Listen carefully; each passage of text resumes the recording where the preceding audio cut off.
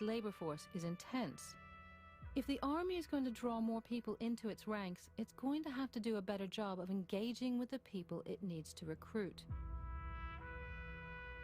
Societies change and adapt to the issues important to each new generation. The American Army is going to have to find a way to do that too.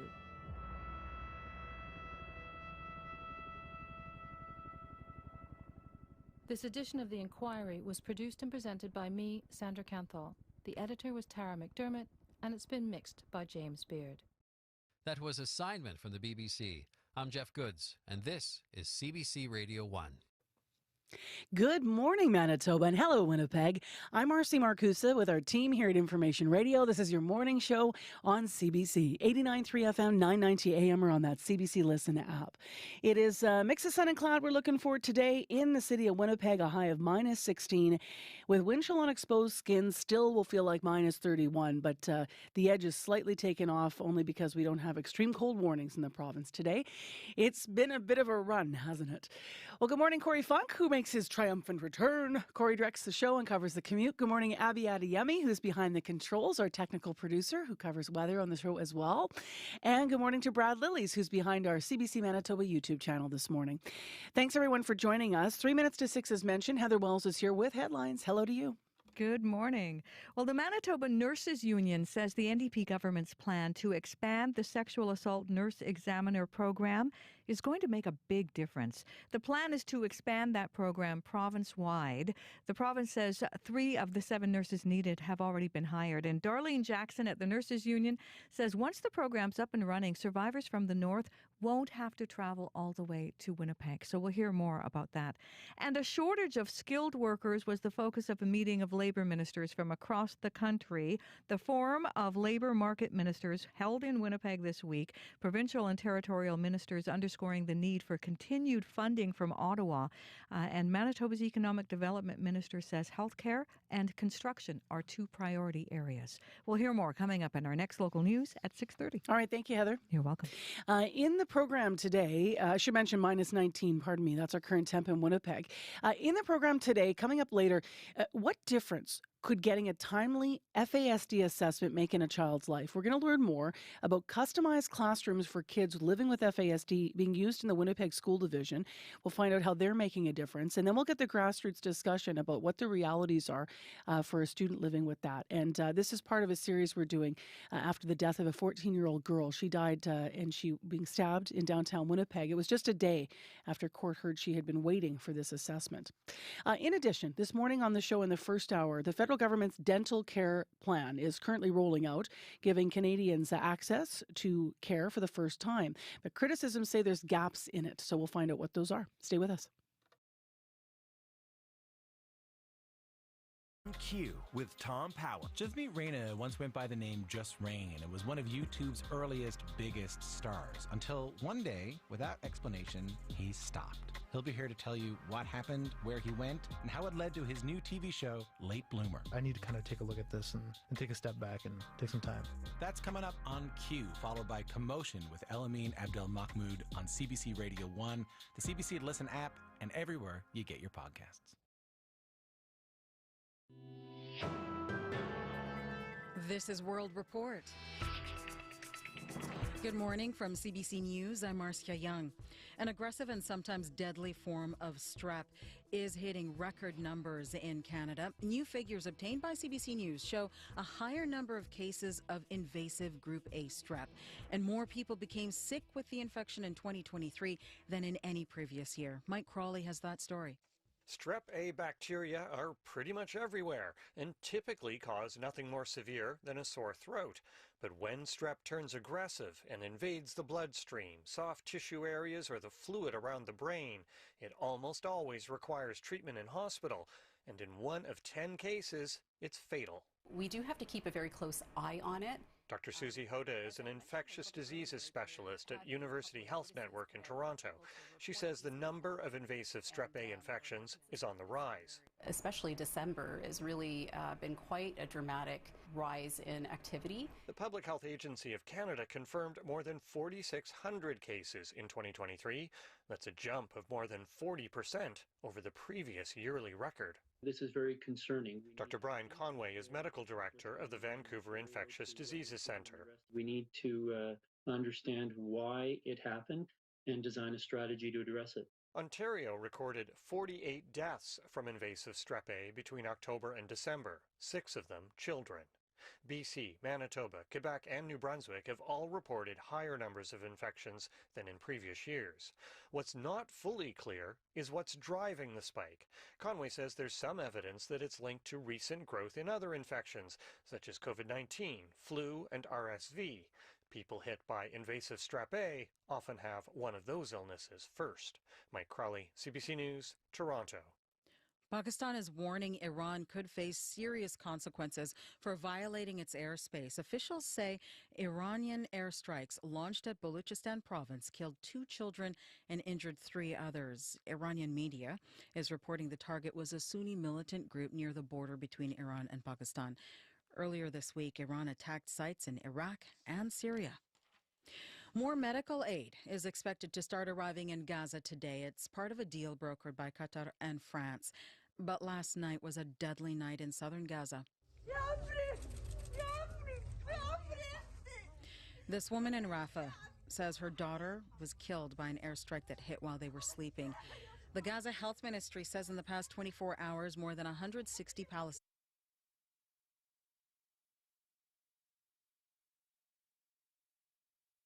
responsible for interrogating people suspected of spying. The new aid deal between Israel and Hamas means both Israeli hostages and Palestinian citizens will get deliveries of medicine. Police in Vancouver are providing new information about the number of hate crimes in the city. They show how tensions in the Middle East are playing out here in Canada. Michelle Gassoub reports. 2 women walking away from a pro-Israel rally on October 9th were accosted by teenage boys who threatened to rape and slice their faces. Vancouver Police Staff Sergeant Astrid Bonter sharing a list of hate incidents reported in the city since the start of the Israel-Hamas war. Graffiti on public washroom doors saying, "I'm going to burn every Palestinian alive." Reports of anti-Semitic hate crimes increased 62% in 2023, a number Ezra Shankin with the Jewish Federation of Greater Vancouver says is disturbing but not surprising. People who live here who are not connected to decision-making in the Middle East, surely not, and are really experiencing very, very violent and hateful language. Police said crimes targeting Arab and Muslim communities have also increased, but they often go unreported. At a mosque in Delta, Imam Umran Bati says precautions have been in place for months. We, of course, have beefed up our security here locally around the clock to make sure that if anything does happen, it gets reported right away. Police saying more than ever, events happening abroad are fueling dangerous interactions here. Michelle Gassoub, CBC News, Vancouver. At least 2 people have been killed in an explosion in Nigeria. It happened in southwestern Oyo State late Tuesday night. More than 70 people have been injured. Officials say explosives being stored in a home detonated. Several buildings are destroyed. The governor says illegal miners had been occupying the house with the explosives. Rescuers are still looking for people who may be trapped under the rubble. The state says it will provide temporary accommodations for those who lost their homes.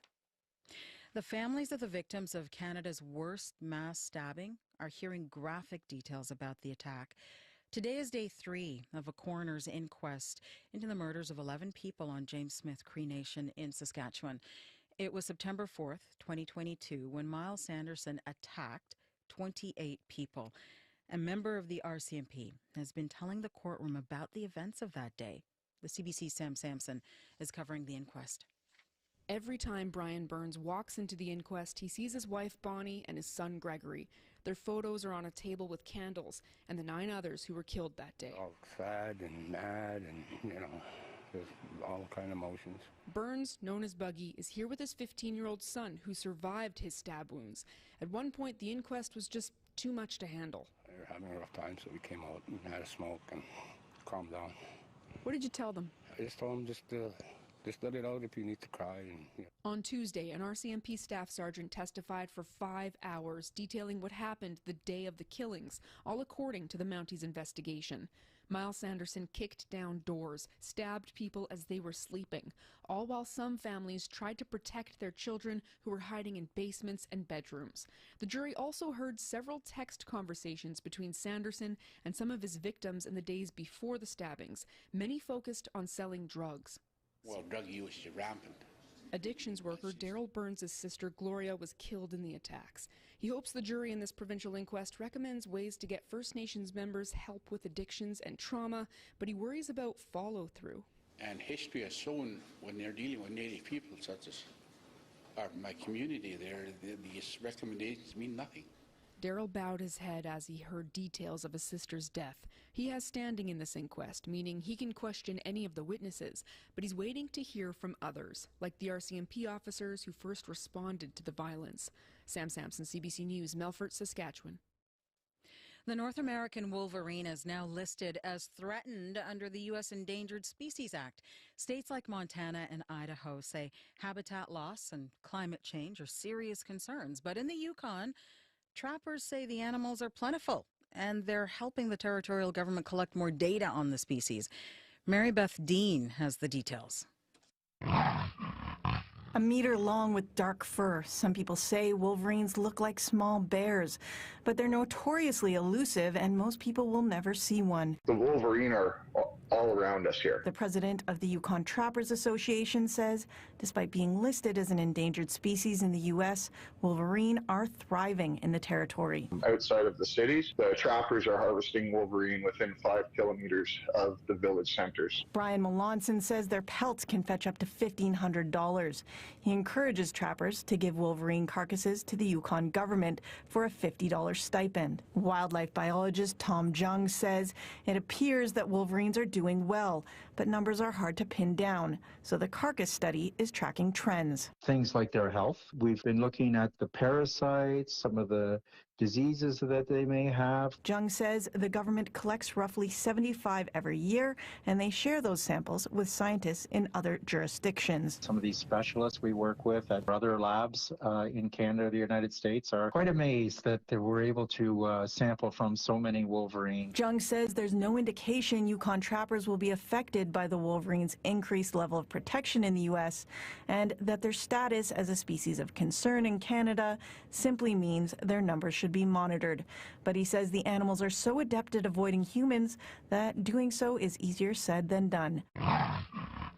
Mary Beth Dean, CBC News, Whitehorse. And some good news about a voice our listeners in Newfoundland and Labrador may know. CBC St. John's journalist William Ping has been longlisted for the Dublin Literary Prize.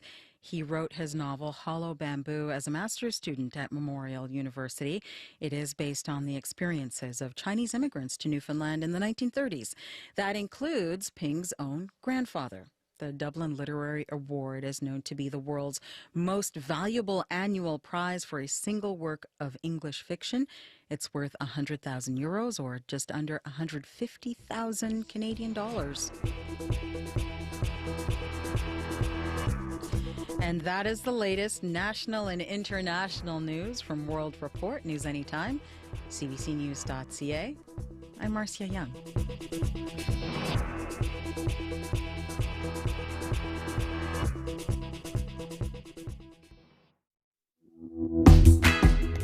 Good morning, Manitoba, and hello, Winnipeg.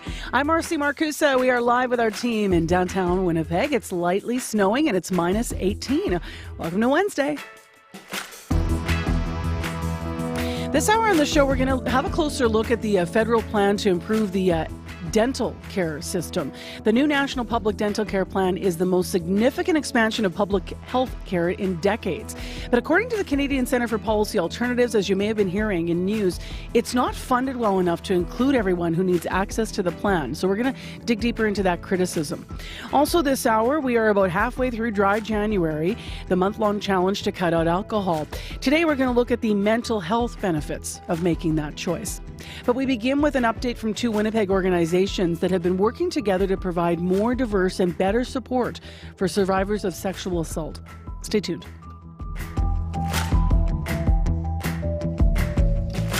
Heather Wells now with headlines at 6:11 a.m. Hi there. Good morning. Well, the mother of a teen who was killed in a crash near Portage la Prairie is renewing calls for safety improvements. 19-year-old Carly Hunking and her 17-year-old boyfriend died in August of 2017 at the intersection of the Trans-Canada and Highway 16. The Manitoba government had promised to put in a roundabout there. Gypsy Hunking was disappointed when she learned the province cancelled those plans. We'll hear what the province is thinking coming up. We'll also hear from Gypsy Hunking as well. The hospital in Thompson is facing a critical staff shortage in its lab. Workers who remain there are exhausted, according to the Manitoba Association of Healthcare Professionals. The union's president says Thompson is down to 2 technologists after one quit before the holidays, and Thompson is supposed to have 12 lab techs in its hospital. So we'll hear about that situation as well in our next news at 6:30. Heather Wells. Yes. Abby Adiyemi, good morning. Good morning. Corey Funk, welcome back. Hello, hello. You guys, on the way to work, I saw the most amazing thing. What's that? Okay, you ready? Okay. I did attend, I stopped my car. I was going to take a photo. I'm like, this is not going to do it justice. I'm just going to share the story on the radio. Now, I'm a bit spiritual this way when you see things like this, and there's just a certain peace about them. But imagine the morning light is almost blue because it's cold still out there. And of course, it is also physically still at this time of morning, right? So I'm driving in my neighborhood, and I round a corner onto a residential street, and I look to the right just to make sure no one's, walking, running, whatever. And I see this young buck, like with a pretty full-formed rack, but it's alone, and it's literally walking like in a track that was left for people to walk on with snow piles around it. And it was almost like it was out for a morning walk. It was quiet. It was walking peacefully, not galloping, not running, and just walking peacefully through the neighborhood. And such a strange sight because I was in a heavily residential neighborhood. So yes, you see deer around, you see buck around in Winnipeg, but it's just in this particular spot, it wasn't that usual. It's not like I was adjacent to Assiniboine Forest or something. I was right in the middle of all these houses, and there it was. But the way that it was moving, there was just something about it. Almost otherworldly, hey? It was so spiritual. I stopped my car and I just watched it quietly. And I like I said, I was going to try to capture a video, and I thought, I'm going to ruin this. So I'm going to take a lesson from life and the universe and just enjoy it. Take it in. It was beautiful. Yeah. That's so nice. Deer just these beautiful majestic creatures every time. Like, you never get tired of seeing them. Yeah, and there's, you know what? It's the weather too. And you see it was breathing like, and you could see the crystals in the air because it's cold out. Yeah, it was a moment. If it were myself, I'm just going to say, good morning, Mr. Deer. Have a good day. Yeah, it kind of felt like that. Yeah. Well, it might not be as cold for him because he does have extra furry layers. For the rest of us, while we're not in extreme cold, Abby, it's still going to be brisk. Yeah, not extreme cold, but as of now, we're waking up to minus 18 degrees in Winnipeg with that light snow you mentioned. Today, we're looking ahead as we're going to be seeing a mix of sun and cloud. There's a 30% chance of light snow actually later this morning. So if you're heading out, a light dusty may accompany your commute. Now, the wind will gradually pick up from the northwest near noon, and the high for today is expected to be minus 16. But with the wind chill, it might be feeling like a frigid minus 31 this morning during your commute to work. That's a risk of frostbite, friends. So bundle up and stay warm and be cautious if you're out and about. But right now, Winnipeg is currently at minus 18. All right, thanks, Abby. You're welcome. How's that commute, Corey? Other than bucks out on the street everywhere in residential areas, it seems like things are fairly calm out there on the roads. If you do see anything going on, if you see a buck yourself this morning, love to hear about it, or anything on the highways, bike lanes, sidewalks, give me a call. They're pretty clear on my run-in this morning. Number to call, 204-788-3093.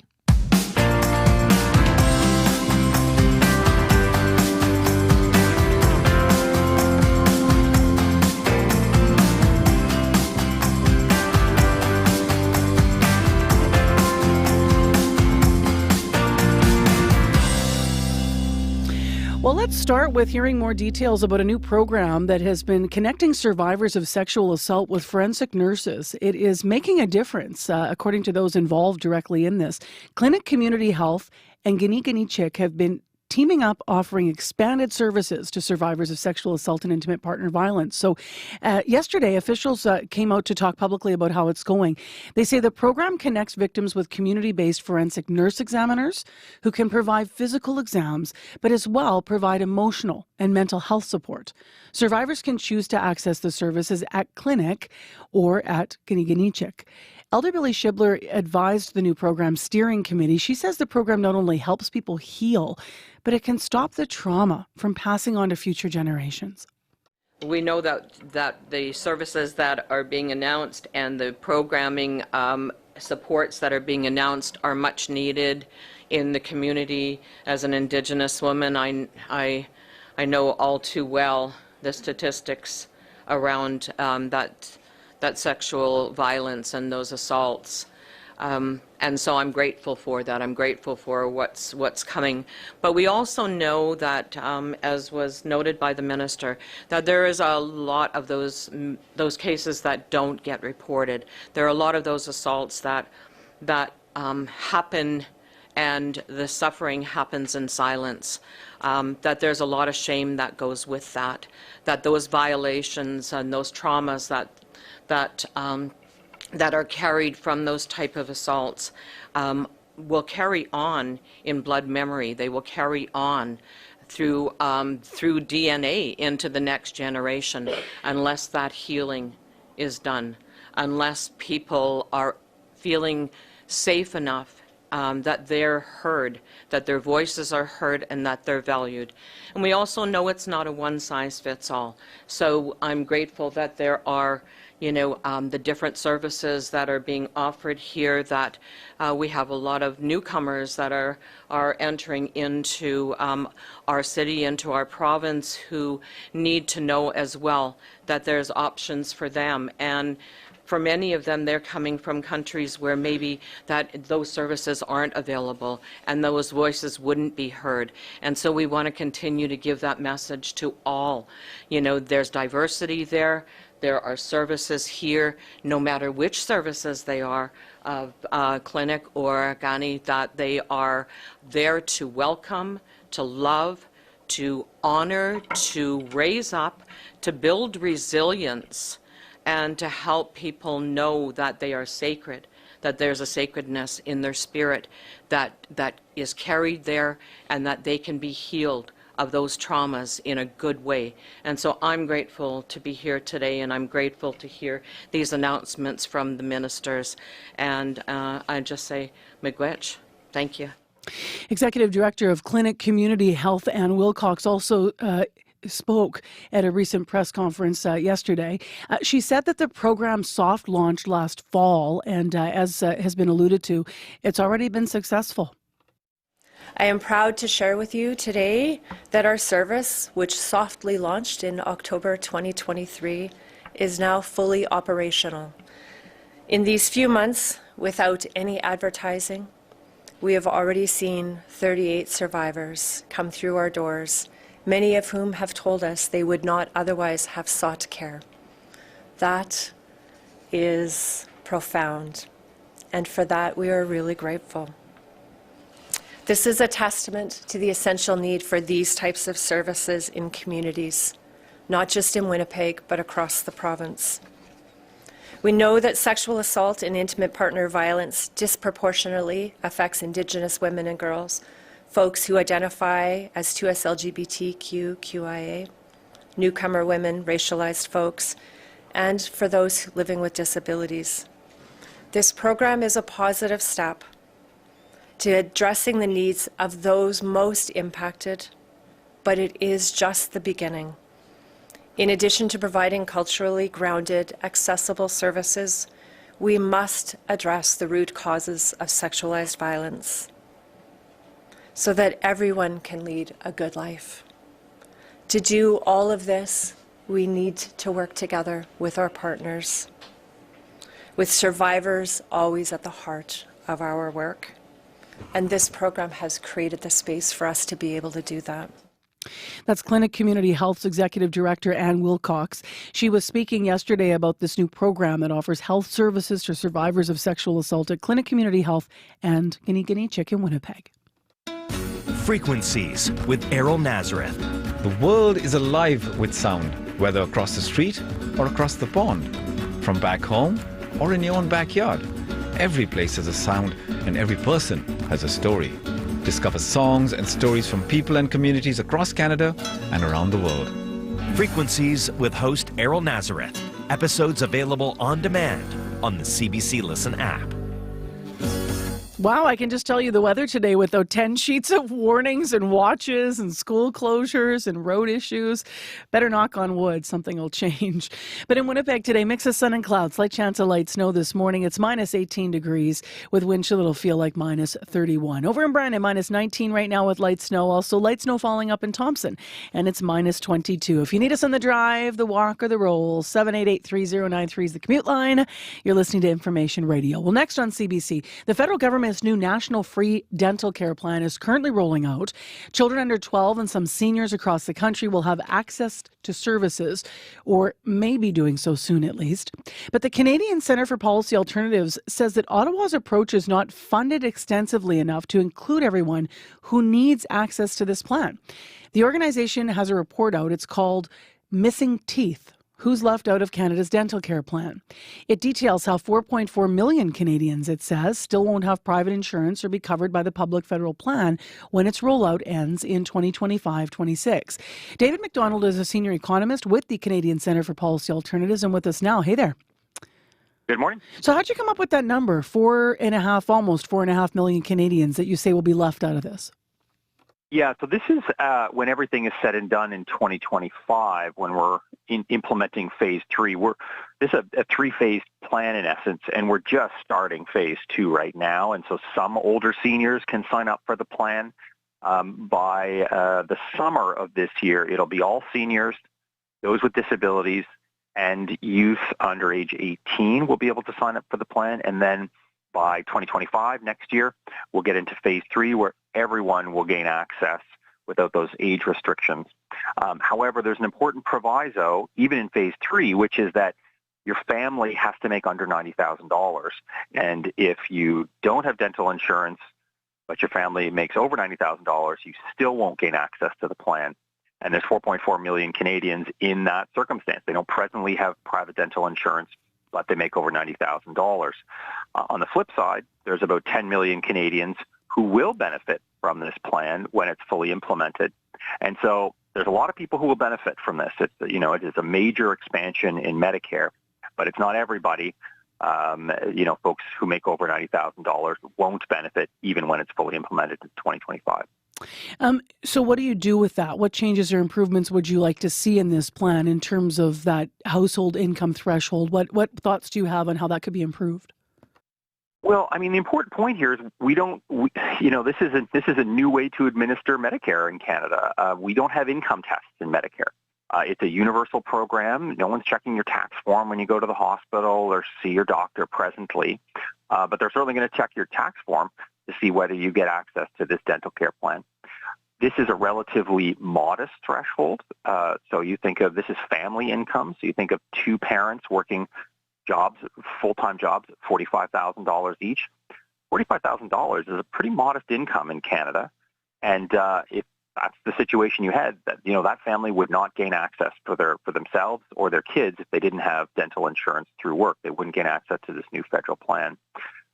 We're going to start to see this in action, I think, people being upset that some people get in and some people don't. As seniors start to sign up in larger numbers over the course of the spring, we're going to see examples where you've got one family that's a single senior that is more likely to get in, whereas a senior couple is less likely to get in because you've got two people potentially receiving a pension.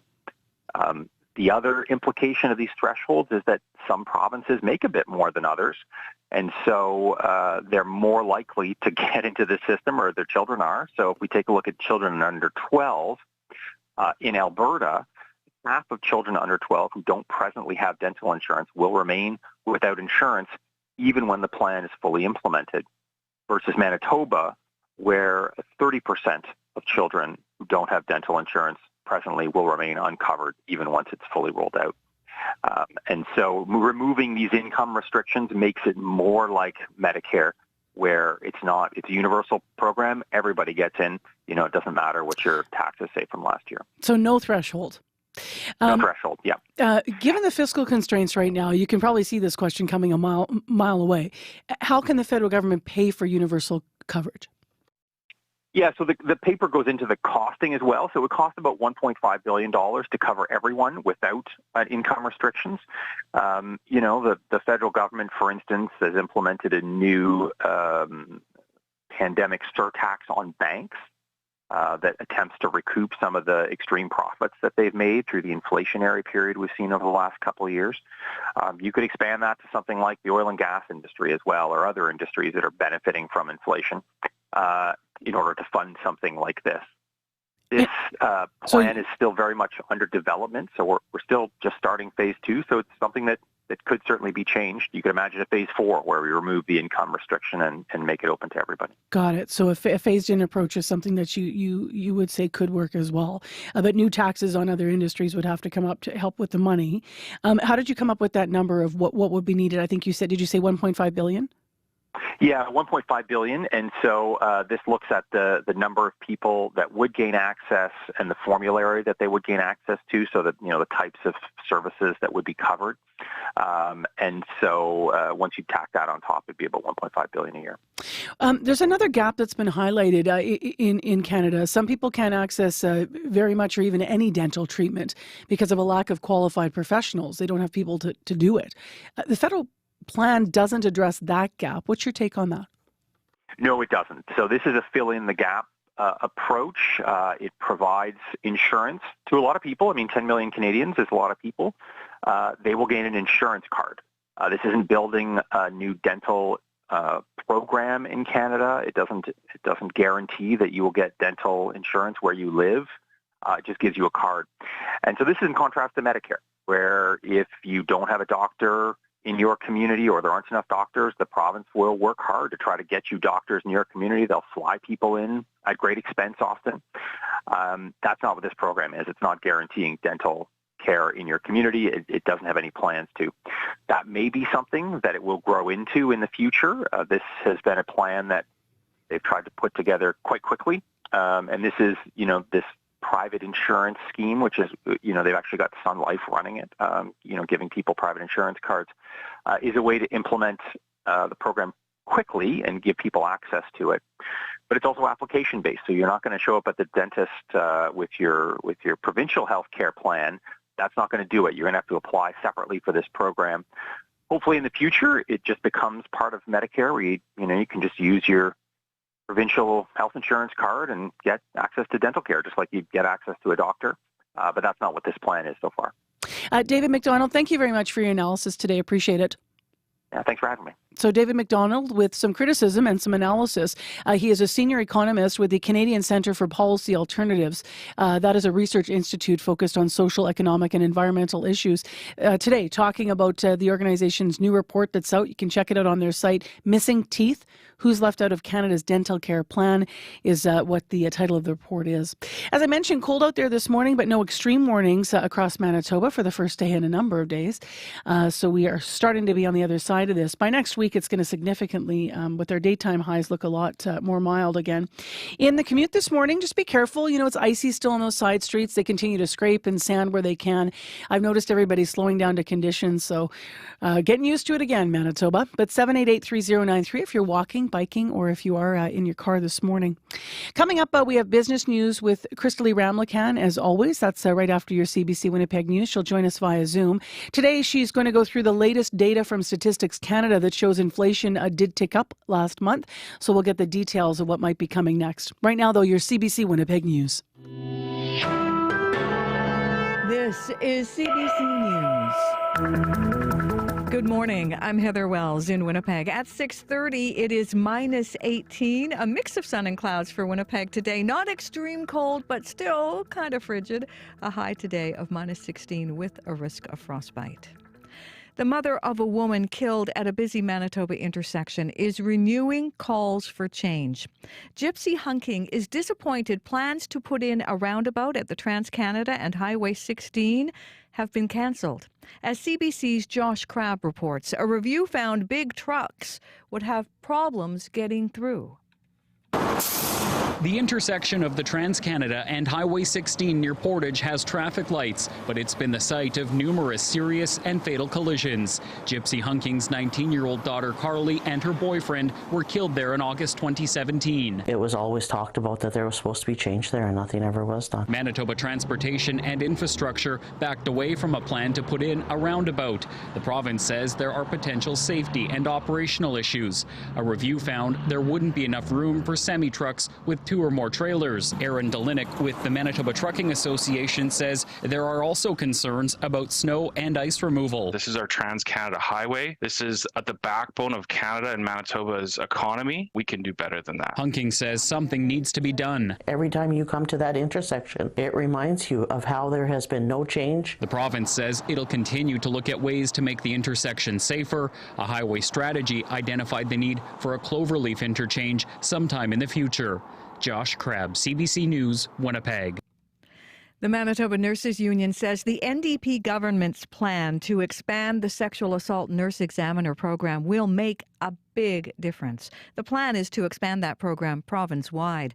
The province says 3 of the 7 nurses needed have already been hired. Darlene Jackson at the MNU says once the program's up and running, survivors from the north won't have to travel all the way to Winnipeg. But she says it is going to take time to get ready. They need to have education in forensic examination, in, providing that care culturally sensitive and trauma informed. So this is going to take some time because this is not a skill that you learn overnight.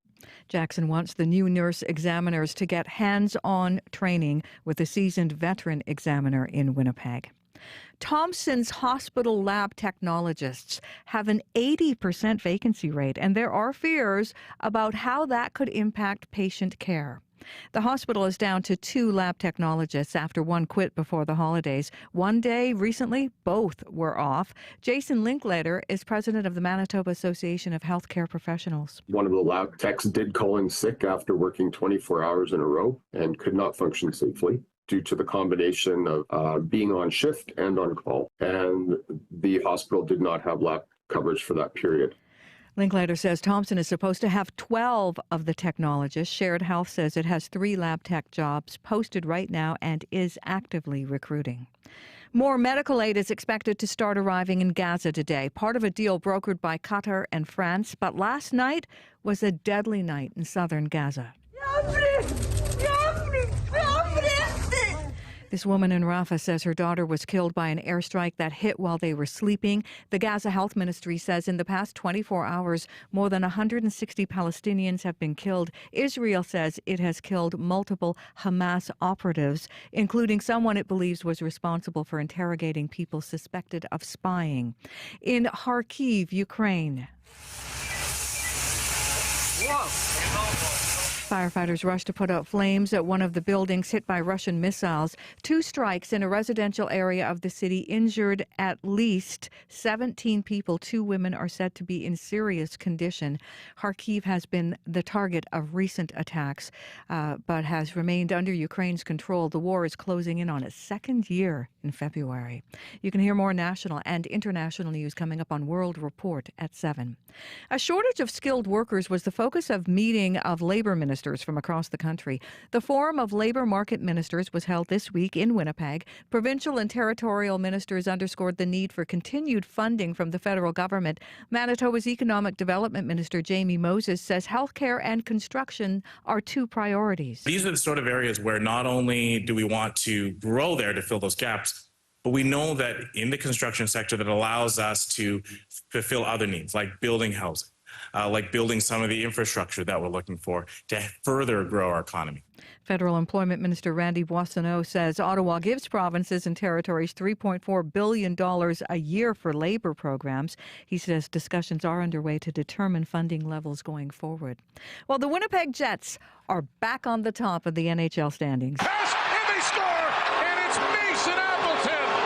Mason Appleton in the second period on TSN as the Jets beat the visiting New York Islanders 4-2. Other Winnipeg goals from Gabe Vilardi, Neil Pionk, and Kyle Connor with an empty netter on his first game back from injury. Head coach Rick Bowness says KC's return was impressive. Most guys take 2 or 3 games to get their timing and their reads and everything. He just stepped in there tonight like he hadn't missed 16 games. So that's very, very impressive. Also impressive, goalie Connor Hellebuck with 35 saves last night. The Jets now get back on the road. First stop, Ottawa on Saturday. You can find more news updated throughout the day at cbc.ca/Manitoba. All right. Thanks, Heather. You're welcome. 6:36 now, the regional forecast with Abby Adiyemi. In Winnipeg, it's currently minus 18 degrees with light snow. Today, we are looking at a 30% chance of light snow this morning with a high of minus 16 and a low of minus 28. Due to that current wind condition coming from the northwest, it will be feeling like minus 31 as you start your day. That's a risk of frostbite. Bundle up and stay warm. And of course, be cautious if you are out and about. Brandon is currently at minus 19 with light snow. This light snow is going to be ending as you step into your day. Then a mix of sun and cloud will be greeting you. The wind from the northwest will also be hitting you, and you'll be seeing a high of minus 19. But factor in the wind chill, it will be feeling like minus 34 this morning. Also, you have that risk of frostbite. Northern Manitoba, now we go to Thompson. Thompson is currently at minus 22. Churchill is also at minus 22 with light snow. Gimli at minus 92. Also, I said 92? 22. I'm like, what the heck? 2022. Well, we're glad. We're really grateful it's not minus 92. Not just, minus 92. Just putting it out there. Minus 22. Currently with not light snow. Duffin is currently at minus 20. Mostly cloudy up there. Steinbach is at minus 20. Morris is at minus 21. Also with light snow. But Winnipeg is currently at minus 18. Thank you, Abby. You're welcome. All right, let's get into the commute details. Corey. Yeah, one thing to look out for on the road is at Nairn and Watt. The traffic signals there are flashing red. They're actually knocked down because of a collision. That's at Nairn and Watt. Both westbound and eastbound median lanes are blocked right now, so I'll be keeping an eye on that. That's according to the Winnipeg Traffic Management Center. If you have any updates on that or anything else that you're seeing out there on the roads, on the highways, on the bike lanes, give me a call and I will let folks know what you're seeing. That number to call, 204-788-3093. We should take 1 second because I want to make sure we mention it every hour, Corey, to talk about where we're going to physically be tomorrow with the show. So we're going to be in a facility that is going to warm us up because it's always humid in a pool. I'm excited. Yeah, I think this is going to be good. So tomorrow we're going to be going swimming. We're going to be live at Elmwood Kildonan's pool on Concordia, 909 Concordia, if you've been out that way, or maybe you know where KE is, Kildonan East. That's my neck of the woods. So it was my old school neck of the woods, but it's just up the way on Concordia there. We're asking tomorrow, what do you hope the city considers as budget decisions are made about recreation facilities? And all kinds of other things. But tomorrow we're talking recreation. So we're going to be there. It happens to be the morning of our regular interview with the mayor, Scott Gillingham. We're hoping he might be able to join us on site. And we have some, some people that swim there that are going to talk to us. But I opened this up online on Facebook as well for people to weigh in. And we're just kind of hoping to take a dive into thank you for the acknowledgement of the bad pun, but we're hoping to take a bit of a look at all the different ways that you use City Rec in the city, and as we said, what you hope the city considers, like what's the importance of it in your life. So, and I'm hoping to go down the water slide. Are you? Wow. I haven't gone on down there since I was a kid. That was I grew up in the area, and that was like birthday party central there. Oh, cute, you go to that. cute. So I'm excited to hit it. It doesn't go into, I thought it was so cool that it doesn't go right into the pool. It kind of ends at the bottom. It was like, I'm pretty excited about it. Well, we'll make sure we videotape it and we'll Instagram it after. And maybe the mayor will come down if he joins us on site too. We'll see. Highly unlikely. I think so too. We can try. You can always try. All right, so that's where we're going to be if you want to weigh in on City Rec. Anywhere, not just in Elmwood, Kildonan, but anywhere in the city. What does it mean to you in your life? What facilities do you use? Go to my Facebook page this morning or call 788-3205. 788-3205 is where you can leave us a message. So that's tomorrow. Right now, though, we better get busy with our business report for today. Crystalie Ramlakan joins us via Zoom. Good morning, Crystalie. Hi, good morning, Marcy. So the latest data from Statistics Canada shows that inflation did tick up last month. What are the details of that and what can people expect next? Yes, well, inflation jumped to 3.4% last month, and it had been steady at 3.1% in October and November compared to last year. And so in December, inflation was driven by higher prices for gas, air travel, passenger vehicles, and rent. Now, food prices were up 4.7% compared to last year. The same as November, but that does mean that prices are still increasing, even though they're holding steady there. Now, underlying price pressures rose at a faster pace, which is going to be a challenge for the Bank of Canada's campaign to restore price stability and get inflation back down to that 2% target. Now, this comes just after the Bank of Canada survey showed Canadians are cutting back on spending. It said about 2/3 are reducing spending or planning to do so because of their expectations for interest rates and inflation. So for more on this, here's Doug Porter, who is the chief economist at BMO Financial. I think the backup will only last a month. We're actually looking for inflation to ease a little bit in next month's report, so I wouldn't read too much into this. But I do think the bigger story here, and I think the key takeaway, is that most measures of inflation are still around sort of that mid 3% range.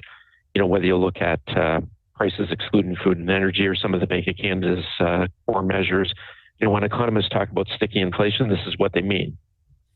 Now, we're going to see how this data affects what the Bank of Canada is going to do next during its next interest rate announcement next Wednesday. Let's go to another story. The annual report on telecom complaints has come out. What is it showing us? Well, Rogers is now Canada's most complained about telecommunications provider, accounting for 1 out of every 5 complaints, actually overtaking Bell in this report that measures consumer concerns. Now, the annual study by the Independent Commission for Complaints for Telecom Television Services detailed the numerous issues it was notified about. And for the first time in the Commission's 15-year history, Rogers topped the list of complaints. So customers complained about experiencing complete losses of service, incorrect charges, not receiving refunds or credits, and just the quality of service. 16% of the complaints were about Bell, 12% were about TELUS. Here's Howard Maker, who is Commissioner and CEO of CCTS. The purpose of our annual report is to help consumers understand where pain points are so that they can avoid them, to help service providers know what their customers are saying and where their issues are, and certainly for the CRTC, which is the industry regulator, to look at the data and to say, hey, do we have to regulate? Is there a problem here that we need to step in to deal with? Now, Rogers says an extremely small percentage of customer service interactions led to CCTS complaints, and it says its commitment to deliver the best customer experience is stronger than ever. Bell's internet issues actually decreased by 13%. Maker says the numbers reflect how Bell has been working hard to reduce its complaint numbers, and Bell says this is the 8th year in a row the company has decreased its share of industry complaints. And before we look at markets and numbers this morning, $1 billion acquisition is happening in the fast food sector. What can you tell us about this? Yes, that's right. So Toronto-based Restaurant Brands International is purchasing Carrols Restaurant Group, which has more than 1,000 Burger King restaurants in 23 states in the U.S. and 60 Popeyes in 6 states. So Carrols owns at least 15% of Burger King's U.S. network. Now, RBI also owns Tim Hortons and Popeyes, including here in Canada. Now, Burger King has announced plans to invest around $500 million on remodeling hundreds of newly acquired restaurants over the next 5 years, giving them a more modern look. And RBI says it will later refranchise these locations into smaller groups. The company says this is going to allow it to focus on accelerating the remodels and being thoughtful about how to refranchise with new and existing franchisees who live close to where the restaurants are. Now, this transaction is part of Burger King's ongoing Reclaim the Flame program and plan, which aims to accelerate sales growth and drive franchisee profitability. The plan emerged after the fast food giant made a $400 million investment in 2022 to enhance operations, marketing, and technology. Now, this deal still needs shareholder approval and a waiting period under U.S. antitrust laws. RBI expects the transaction to be complete in the second quarter of this year. And Burger King is still going to keep a couple hundred corporate-owned restaurants for strategic innovation, training, and development opportunities and purposes. How are markets looking today? And Europe markets are in negative territory, while focus remains on the World Economic Forum taking place this week in Davos, Switzerland. Germany, the UK, and France are all down. In Asia, stocks are down too. Japan, Shanghai, and Hong Kong are all down. Oil is down $1.23 to $71.17 US per barrel. Gold is up 40 cents to $2,030.80 US per ounce. And the dollar is down 0.14 of a cent to 73.96 cents US. Take care, Crystalie. Thank you. Thanks, you too, Marcy. With our business report, that's Crystalie Ramlakan.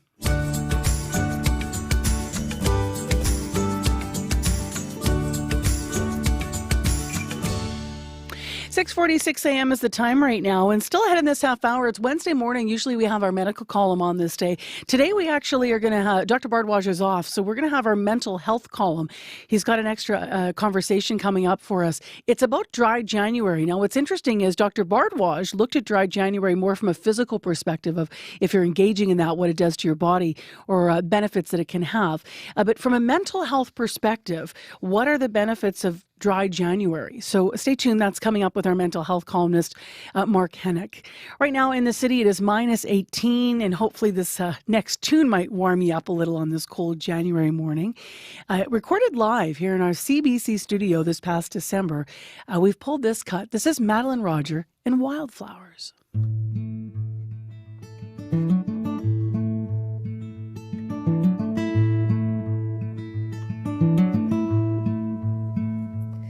When I first loved you, you said, hold on, I'm not ready.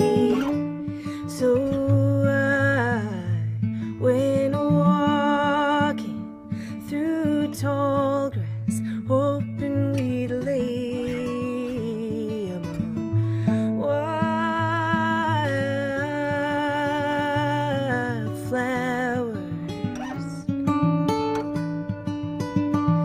Among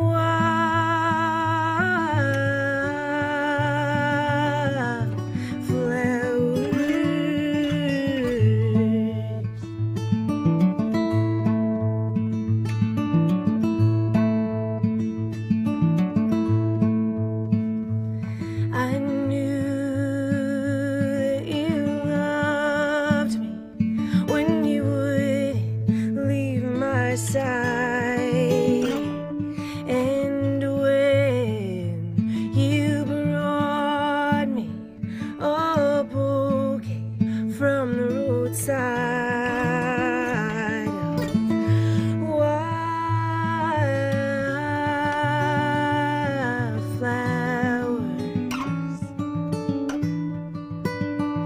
Of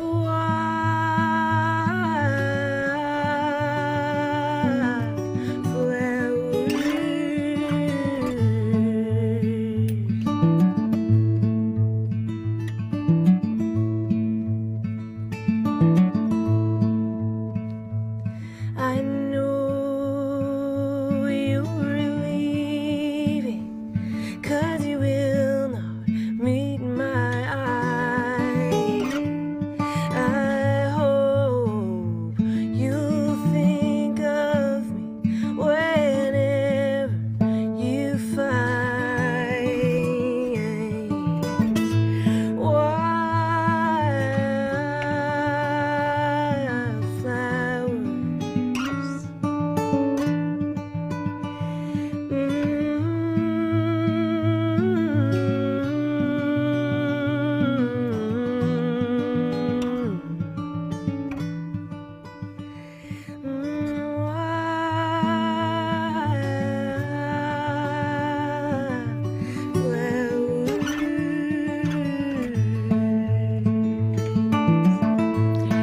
Kind of nice to think about all those wildflowers asleep right now under the snow in Manitoba.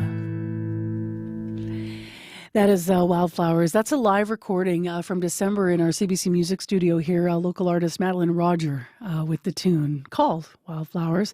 It is 10 to 7 right now on 89.3 FM, 990 AM or on the app. I'm Marcy Marcusa. Behind the glass this morning, Brad, Corey, and Abby. Heather Wells in our news department. Thank you for joining us here on CBC, 89.3 FM, 990 AM or on the app. Well, we are now halfway through January, and also that means halfway through dry January. That is a popular month-long challenge to abstain or at least reduce your alcohol consumption. But if you have not yet started and you're thinking about it, or maybe you've slipped off and you want to get back on track with it, we have a column for you next, because we previously looked at Dry January with Dr. Bardwaj, but today our mental health columnist Mark Hennick is here to talk about it. Hi. Good morning, Marcy. So Dr. Bardwaj actually looked at Dry January on our medical column through a physical point of view. But I know I'm really interested to hear about the mental health perspective on this. But for listeners that need to be reminded, what is the month-long challenge really about? Well, the idea is really pretty straightforward, that you quit drinking alcohol for the entire month of January. And this was started in 2013, but it's really become quite popular around the world and across Canada. We know that people in colder climates tend to drink more, and especially at darker times of year. I've talked about that in previous columns. So I think that's part of the reason why the Canadian Centre on Substance Use and Addiction updated Canada's guidance on alcohol and health last year, and they dramatically reduced the safe limits that we are recommended to drink. They also recommended that no matter how much you drink, less is better. So all that goes to say that the evidence shows that for people who participate in Dry January, the mental health benefits can actually extend far beyond the actual month itself through sustained changes to their drinking habits. What are the first steps to doing this, in your view, whether a person started on the first day of January or they're starting now? Well, most people who stop drinking for Dry January, they simply stop cold. Now, if you do this, depending on how much you drink and how often, most people will experience some symptoms of withdrawal for a short period of time. So don't let that scare you off. It's normal. These are expected reactions. And for most people, they can be relatively mild. So things like fatigue, irritability, nausea, maybe some anxiety, muscle aches, and increased heart rate. Sometimes you might not actually even realize that what you're feeling is withdrawal, especially if you've ever heard yourself say something like, well, I don't really drink that much, right? So I think that we tend to underestimate our own consumption, and that's at least in part because of the stigma that there is around alcoholism. So I think deciding to make a change, that's the first step, whether you have a drinking problem or not. Then the next steps are really to notice and plan contingencies for some of your triggers.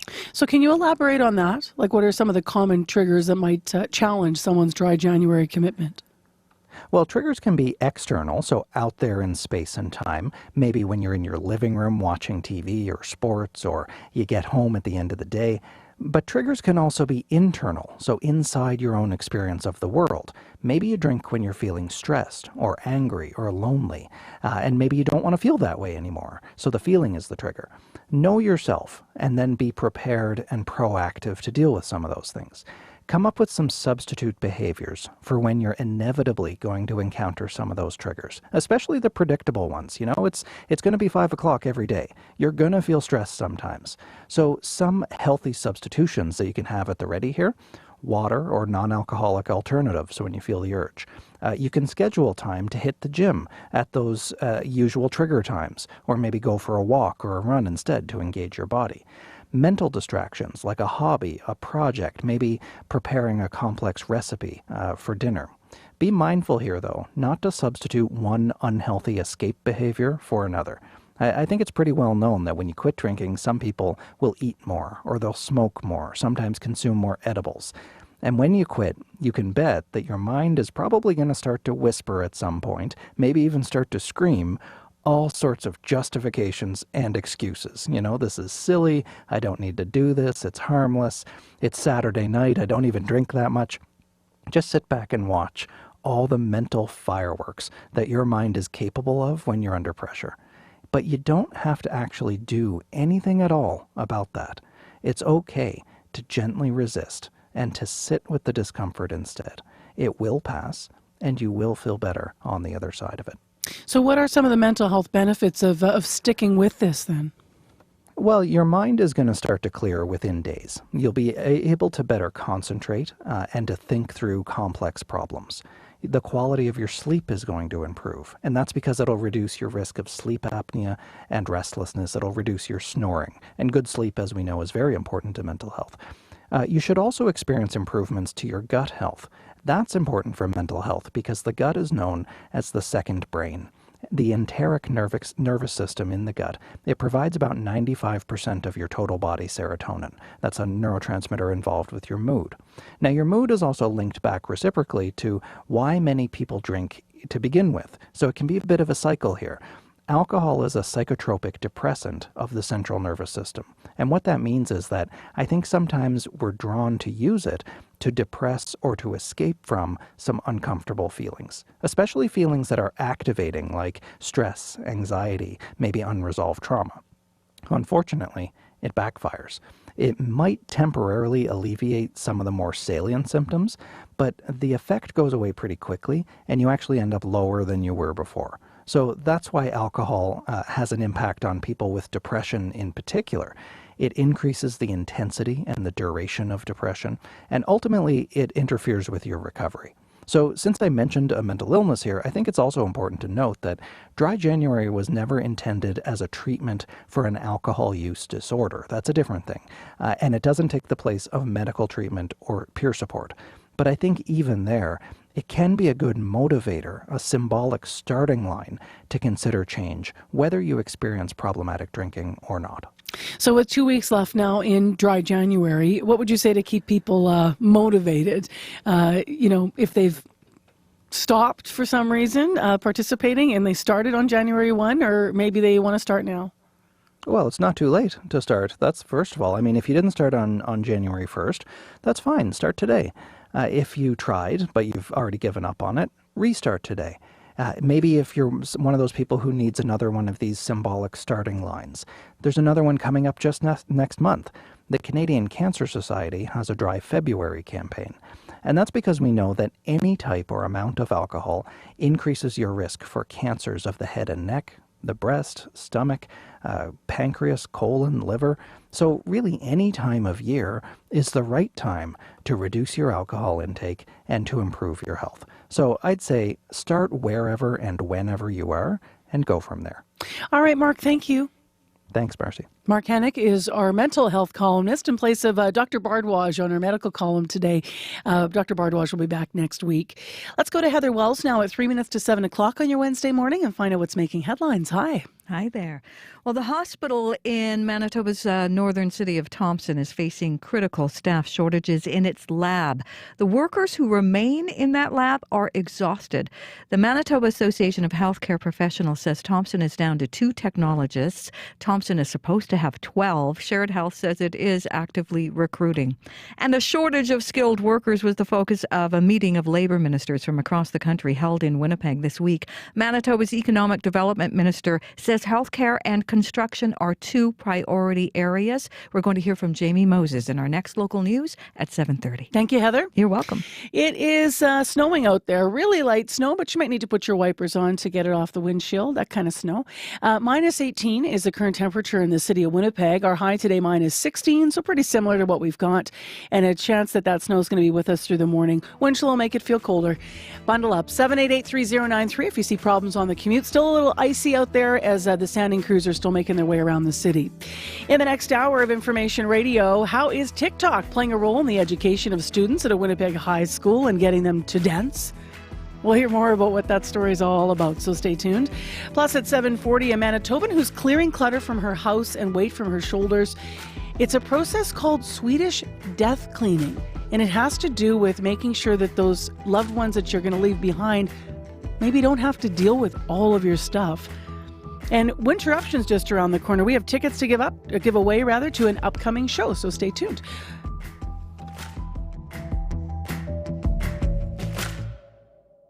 Current. We know of tons of women who put their name on the list before their children are born. Many people love the idea of $10 a day childcare, but getting it in place has been bumpy with a lack of spaces and staff. Now some childcare operators say they are struggling to find the money to stay in business. Their stories coming up on The Current. The Current with Matt Galloway. This morning at 8:37, 9:07 in Newfoundland, and on the CBC Listen app. This is World Report. Pakistan is calling Iran's latest airstrikes an illegal act, and it could have serious consequences. Iran's Revolutionary Guard has fired missiles into Pakistan's territory. It is the third country targeted by Tehran this week. Abby Kwadasan has the latest. Pakistan says 2 children were killed and 3 people injured by Iranian attacks on Tuesday. Earlier this week, Iranian state television confirmed it had struck 2 other countries, including ISIS targets in Syria and what it says was an Israeli spy base in Iraq.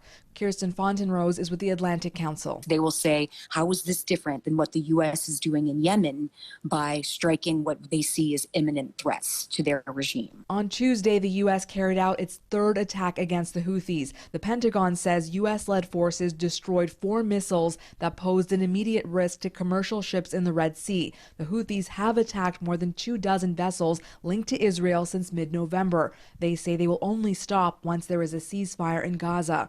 Washington is expected to label the Houthis as a specially designated global terrorist group soon, which may not be a biting sanction. The Houthis aren't Russian oligarchs. They don't have villas in Dubai. They don't have millions of dollars at play in international financial markets. Fontenrose says the Houthis do rely on donors and shipping companies that work with Iran. And where these networks deal in dollars, they could now be blocked from conducting transactions. She says the designation may help Biden convince Congress to conduct more strikes against the group and ensure that a stronger terrorist label doesn't prevent humanitarian aid from reaching Yemen, one of the poorest countries in the world.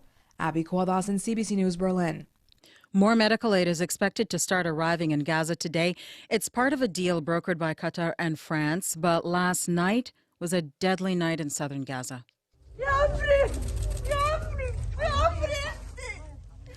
This woman in Rafah says her daughter was killed by an airstrike that hit while they were sleeping. The Gaza Health Ministry says in the past 24 hours, more than 160 Palestinians have been killed. Israel says it has killed multiple Hamas operatives, including someone it believes was responsible for interrogating people suspected of spying. The new aid deal between Israel and Hamas means both Israeli hostages and Palestinian citizens will get deliveries of medicine. A senior government source says Ottawa is planning to reduce the number of international students let into some provinces. Ontario, British Columbia, and Nova Scotia were all raised as possibilities. The source told Radio-Canada the government is looking at provinces that accept more international students than they can house.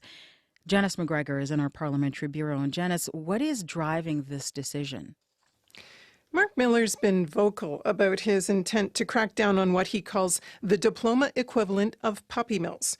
Up till now, it's been possible to set up a business training college. You don't need a campus per se. You can do it in a strip mall. You can charge steep tuition and churn out diplomas. And tens, perhaps even hundreds of thousands of international student visas have helped enable this. And it's that Miller wants to crack down on now, while still attracting the world's best and brightest students to Canada's post-secondary institutions.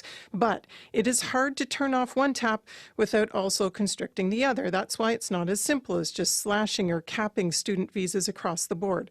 Last month, responding to the strain that an influx of foreign students puts on the housing market, Miller tried to raise the bar, more than doubling the amount of money from $10,000 to over $20,000 that foreign students must prove they can access to support themselves before applying. But he was clear, more changes are required. Janice, why hasn't the government cracked down on this before now? Frankly, Marcia, foreign students are big business. Miller talked about this on Rosemary Barton Live last Sunday. The federal government's the only actor here not making money off this. The steep tuition foreign students pay is now an essential revenue stream for colleges and universities who say they simply don't get enough provincial funding to do without it. Several Ontario universities are now warning they're at risk of going bankrupt. And employers also benefit from an influx of people desperate to support themselves. Changes last year allowed foreign students to work up to 40 hours a week.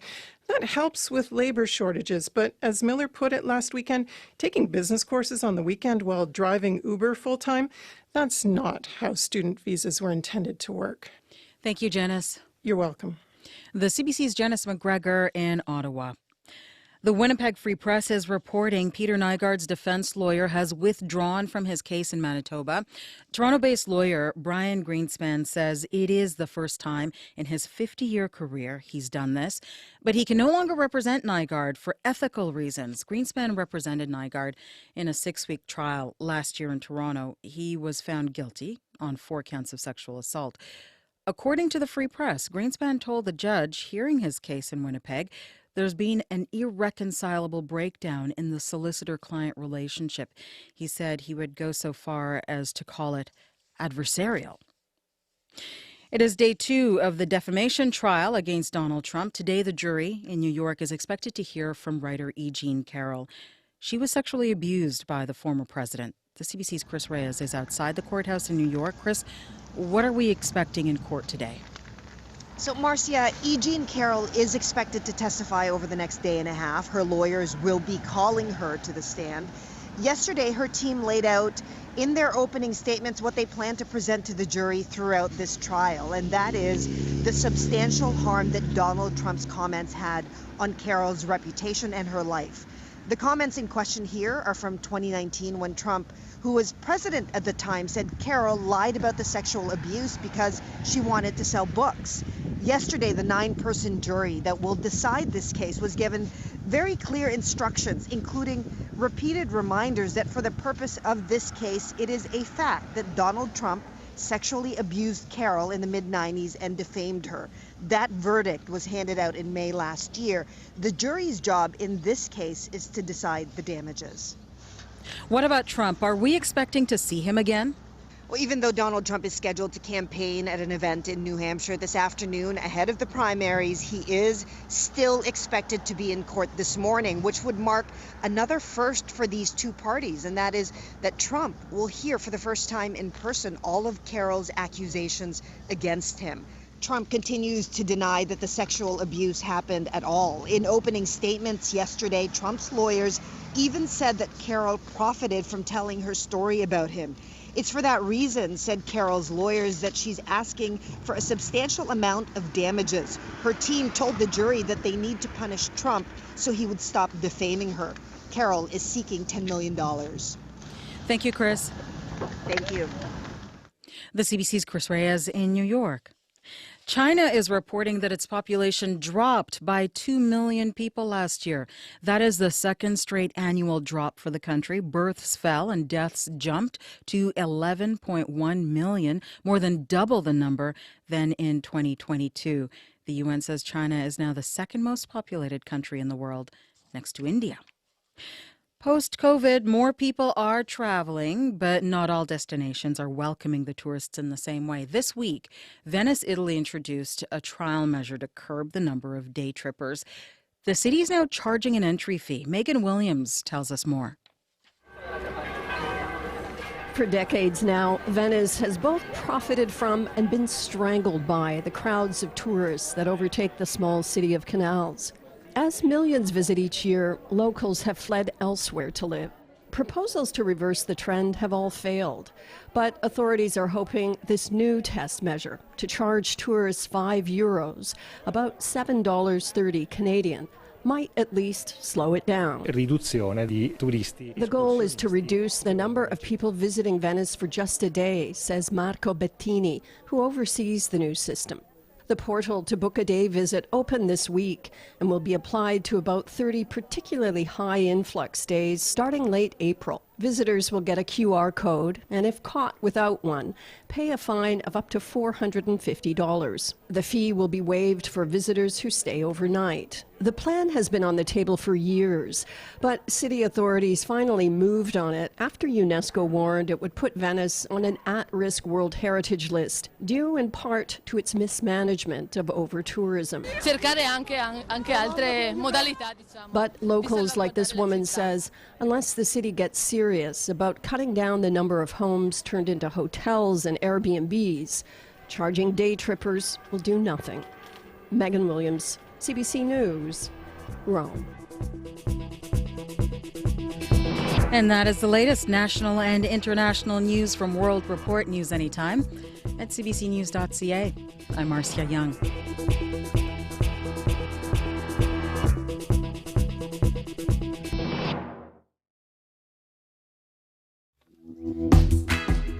Good morning, Manitoba, and hello, Winnipeg. Lots of exhaust fog out there, but a little bit more tolerable than it has been. Still cold, though. I'm Marcy Marcuso. Welcome to Wednesday morning. This is CBC's Information Radio on 89.3 FM, 990 AM. We're on that CBC Listen app. Thank you so much for joining us. This hour on the program, just before 8, making it to the other side of the cold weather, how one organization has been helping the city's most vulnerable, and why some of that help comes with the dialing of 3 digits, 211. It could save someone's life. We'll talk more about the service in Winnipeg. In addition, Winterruption's just around the corner musically. We've got tickets to give away to an upcoming show at the West End Cultural Centre that's on during Winterruption, so stay tuned for that. That's at 7:45. If you're a music lover, you want to stay tuned. And this half hour, has TikTok made dance more accessible to people? We're going to take you to a local high school to find out. And to hear about some of their moves. So stay tuned. It is 7:11 right now, though. To more serious matters, Heather Wells joins us with our news headlines this morning. Good morning. Good morning. Well, the mother of a teen killed in a crash near Portage la Prairie is renewing calls for safety improvements. 19-year-old Carly Hunking and her 17-year-old boyfriend died in August of 2017 at the intersection of the Trans-Canada and Highway 16. The Manitoba government previously promised to put in a roundabout there, but the province cancelled the plans. A provincial review finding semis with 2 or more trailers would have trouble getting through a roundabout.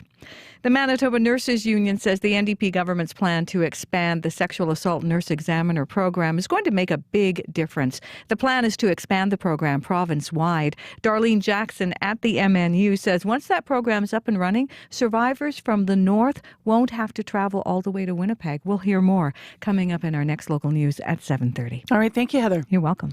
To the weather forecast now with Abby Adiyemi. Good morning. As we check in on the current conditions, it's minus 18 degrees in our city, and we're seeing some light snow. We will be experiencing a mix of sun and cloud later this morning, with that slight chance of snow to just come in during the lunch period. The wind will gradually pick up from the northwest near noon, and we're looking at a high of minus 16 degrees with a wind chill, making it feel like a bone chill in minus 31 this morning. There's a risk of frostbite, so bundle up as you head out.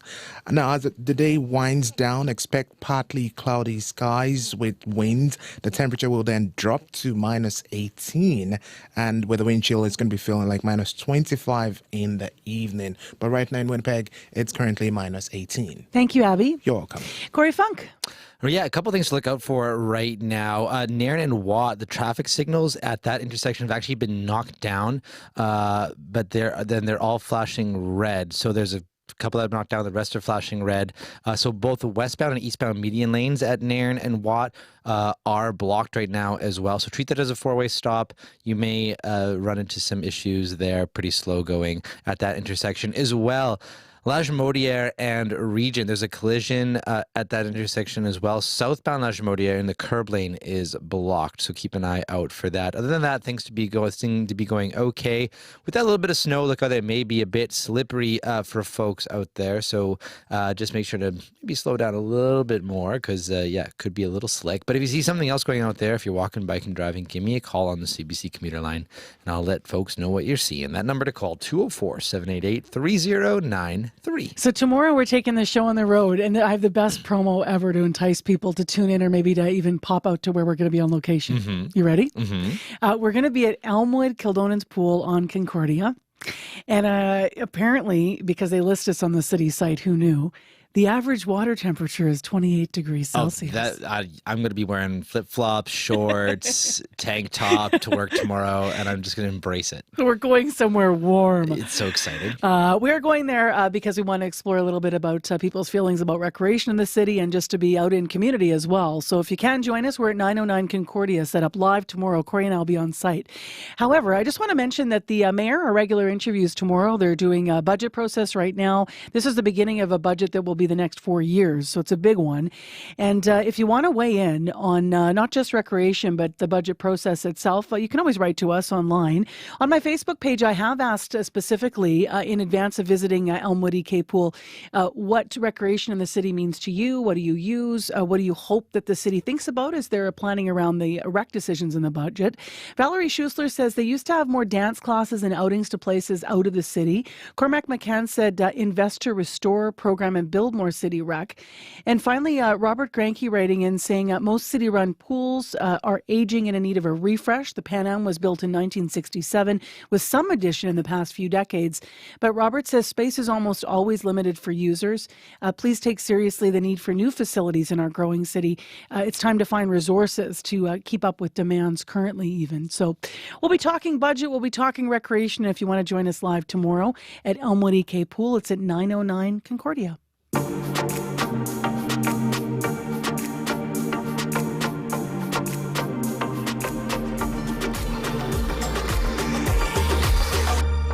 Well, speaking of dance, Sisler High School in Winnipeg is home to a special dance group, Sisler's Most Wanted. That's okay. Wait, May, where's May?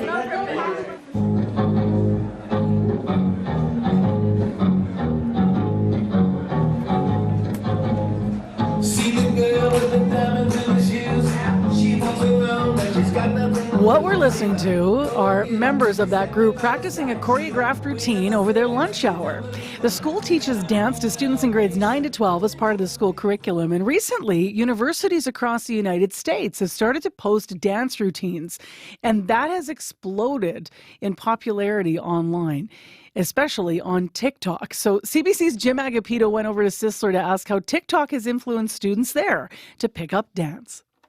This is a busy household. I am in your home. Romeo Suban, dance teacher. Melanie Athaya, dance teacher. I think it's a reminder that dance is universal because people around are doing all these TikTok dances, and it's very accessible to everybody, being able to learn dances in their own home and in the comfort of it. And it builds community, right? Whether it's in the studio or at home with a parent and child, it brings people together, right? Whether it's a simple dance or a much more choreographed dance. So, what does that mean for you as teachers? How does that influence your students? it's a addition towards their regular training, and it gets them excited. I find that viral dances really make certain songs mainstream and pop. So I think it's a nice addition and a great access point towards dance for recreation, dance for competitive, dance for any ability. And I think like Romeo said, it gives them a lot of confidence because it's something they can practice at home. Then they come, they're like, we know these dances. And they might not know each other, but they all know the dances and can do them together. Totally, right? We had this K-pop random dance lunch hour, and we had about 50 plus kids, and really about 20 kids were dance students, and the rest were, they just learned these dances at home with friends, and they really brought their skills and their ability, and it was just a big, fun dance challenge hour. So watching some of those routines, what goes into making routines like that? That's a little bit of a loaded question. So it's just choreographing a routine. It's knowing your team, knowing your students, trying to challenge them, but still choreograph to their ability, not your own. Just making sure they have fun with it, because if they're having fun with it, then it'll show on stage. And it's just a lot of commitment. At SNW, they practice, they rehearse 3 times a week, early mornings, so it's really a lot of dedication, commitment, the full team commitment, right? Also, like figuring out what's trending, right? What songs, and a lot of throwback 90s music, 80s music are, again, cool. Except for when students are like, they say, oh, I learned this dance. This is a new song. It's on TikTok. I was like, that's an old song. That's been around since the 90s. Yeah, You so don't know it's the really history cool, of it. like as millennials, elder millennials, seeing the full circles of fashion trends, music trends, and dance trends. And it's really a delight to see. You're teachers in a school teaching dance. That's a big deal. So what does that say about like the accessibility and the importance of dance in schools? I used to teach in a studio, and it's great, but students here, I get to see them every day and teach them every day. And to walk by a classroom and you see math, walk by a classroom, you see dance, it's amazing. And these kids really excel. Yeah, and they excel in all styles. Like here we do ballet and jazz and hip hop, and they're open to all of it, and they really do well at all of it. It's very impressive. It's really a gift. I am a product of the public school dance program investment.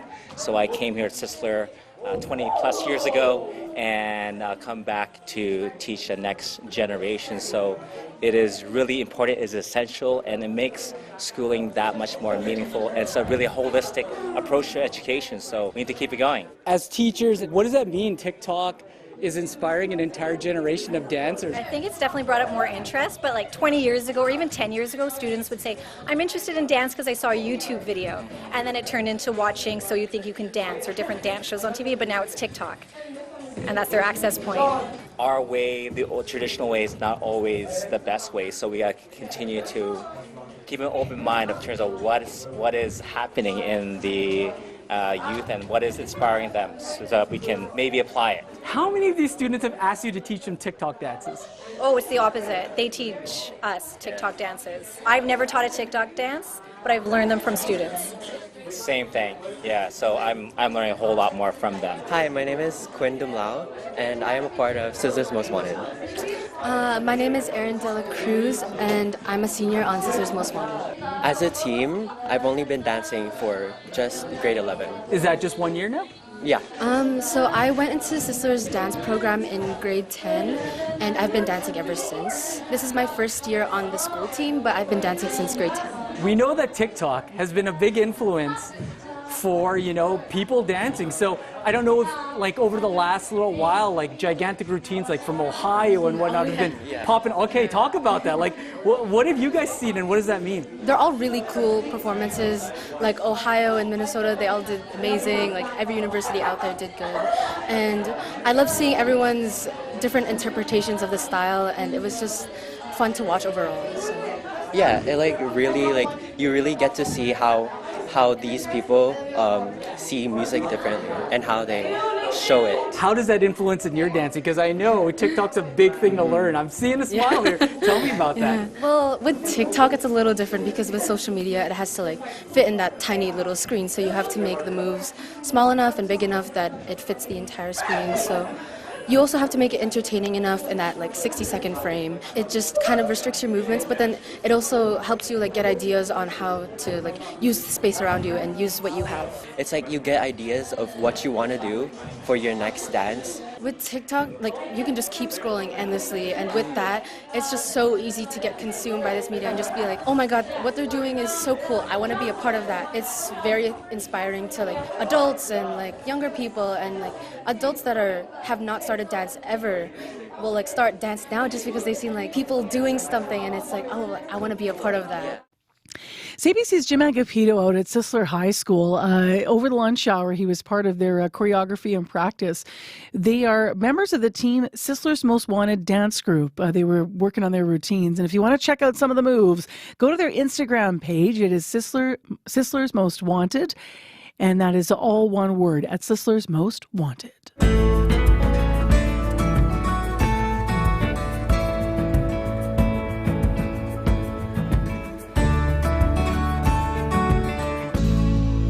It is 7:23 a.m. right now, minus 18 in Winnipeg, and we are a little tight for time here. We're going to get to morning sports, but we have to get a traffic tip on, Corey?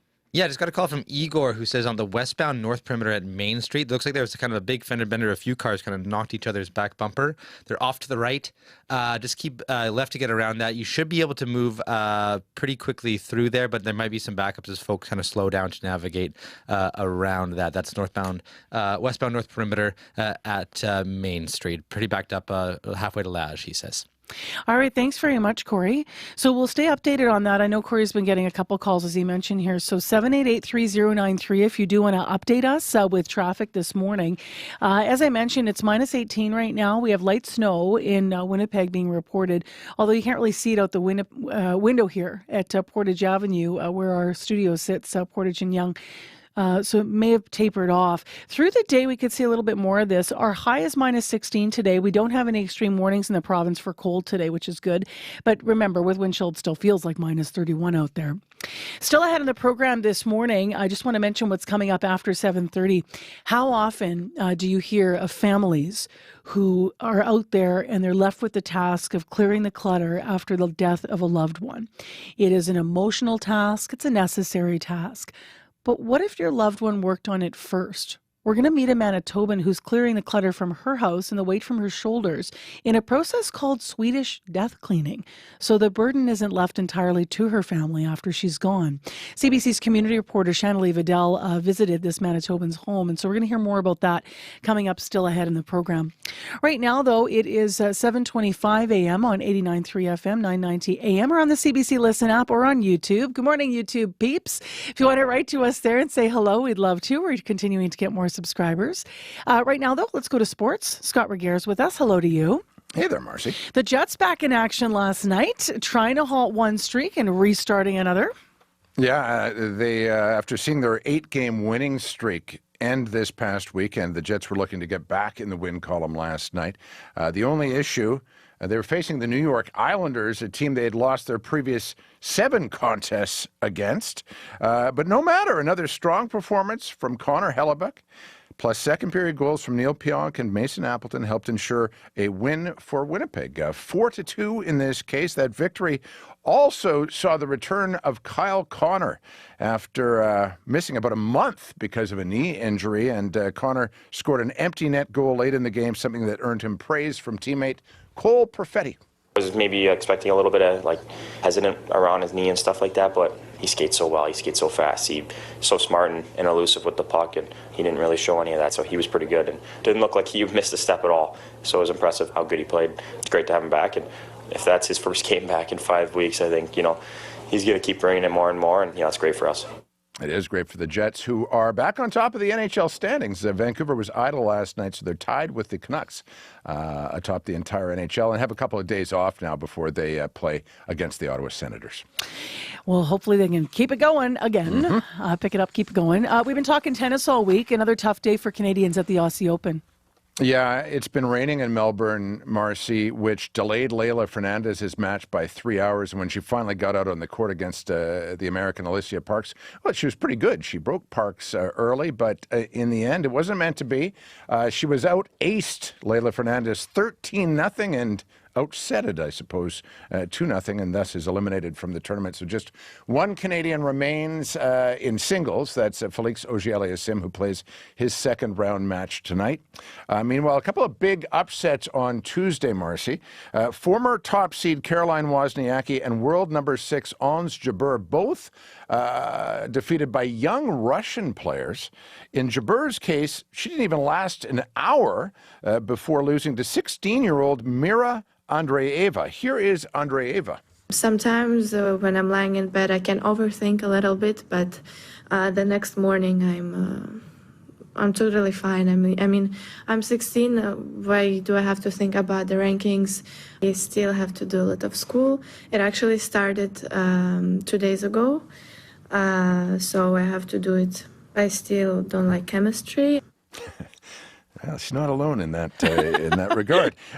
Because of her country's invasion of Ukraine, she must compete in Grand Slams under a neutral flag. But politics aside, Marcy, Andreeva has really charmed reporters with her youthful honesty. During Wimbledon, she told them that she found Andy Murray, quote unquote, beautiful, and that she was avoiding him during the tournament, didn't want to run into him because she just felt too shy with it all.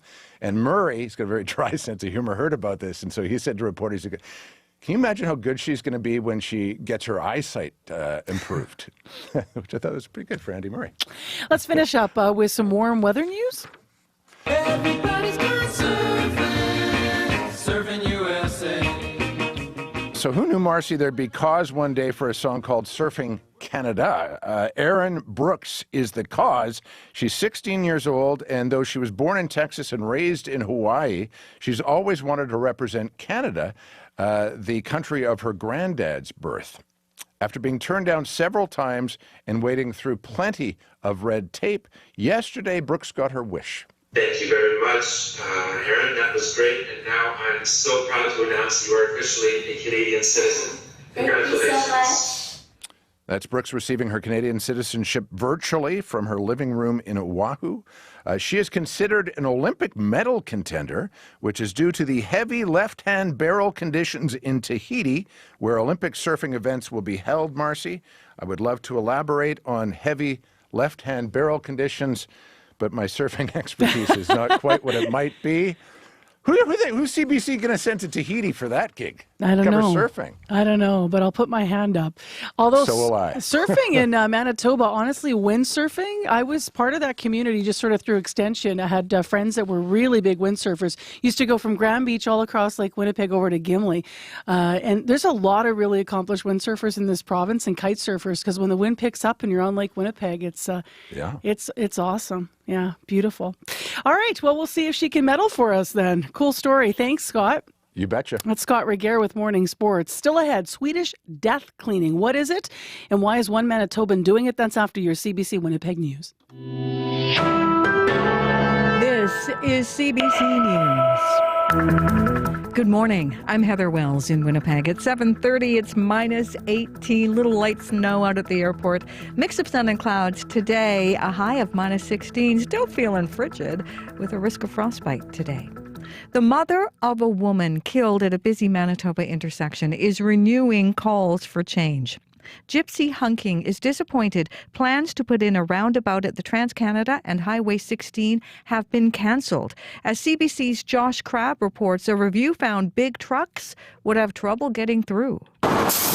The intersection of the TransCanada and Highway 16 near Portage has traffic lights, but it's been the site of numerous serious and fatal collisions. Gypsy Hunking's 19-year-old daughter Carly and her boyfriend were killed there in August 2017. It was always talked about that there was supposed to be change there, and nothing ever was done. Manitoba Transportation and Infrastructure backed away from a plan to put in a roundabout.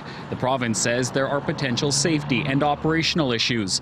A review found there wouldn't be enough room for semi-trucks with 2 or more trailers. Aaron Delinik with the Manitoba Trucking Association says there are also concerns about snow and ice removal. This is our Trans-Canada Highway. This is at the backbone of Canada and Manitoba's economy. We can do better than that. Hunking says something needs to be done. Every time you come to that intersection, it reminds you of how there has been no change. The province says it'll continue to look at ways to make the intersection safer. A highway strategy identified the need for a cloverleaf interchange sometime in the future. Josh Crabb, CBC News, Winnipeg.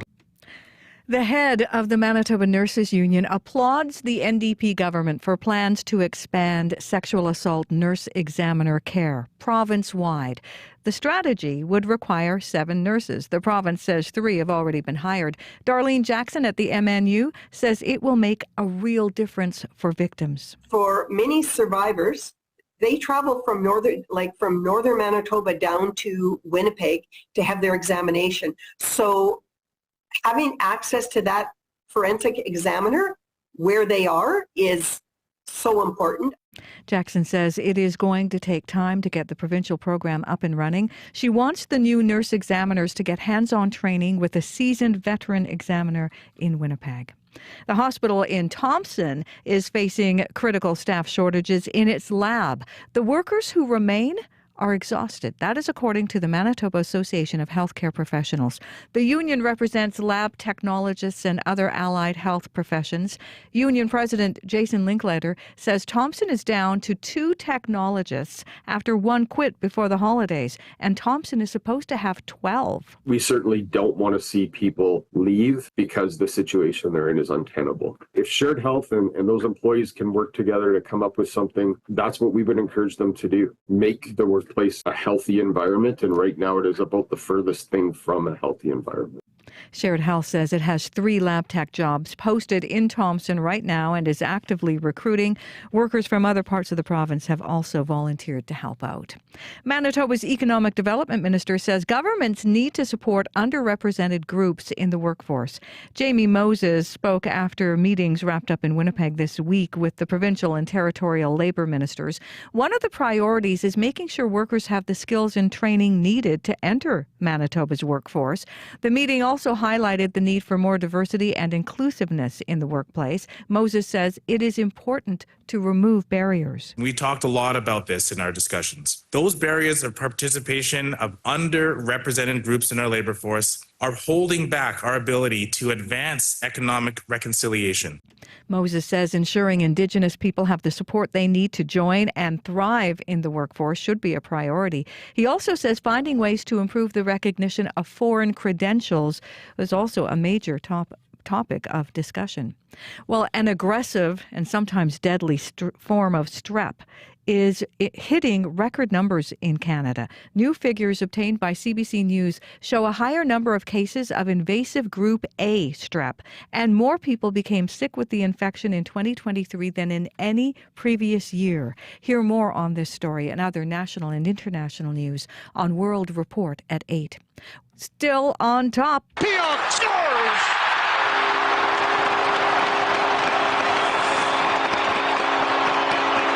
Superb puck movement by the Jets. Neil Pionk in the second period on TSN as the Winnipeg Jets beat the Islanders 4-2 in Winnipeg last night. The win puts the Jets into a tie on top of the entire NHL in points, tied with Vancouver. Also scoring last night, Gabe Vilardi, Mason Appleton, and an empty netter for Kyle Connor in his first game back after injury. Connor Hellebuck with 35 saves in Winnipeg's net. Head coach Rick Bowness says his team will use the next 2 days off as a much-needed mental and physical break. It's going to be a tough road trip, and we need to be a little sharper, I think. But listen, we played well to win, and I love the heart that we're playing with. They're working their butts off. Sometimes you're just not as sharp mentally, and I think that showed tonight. But you find good teams find a way to win.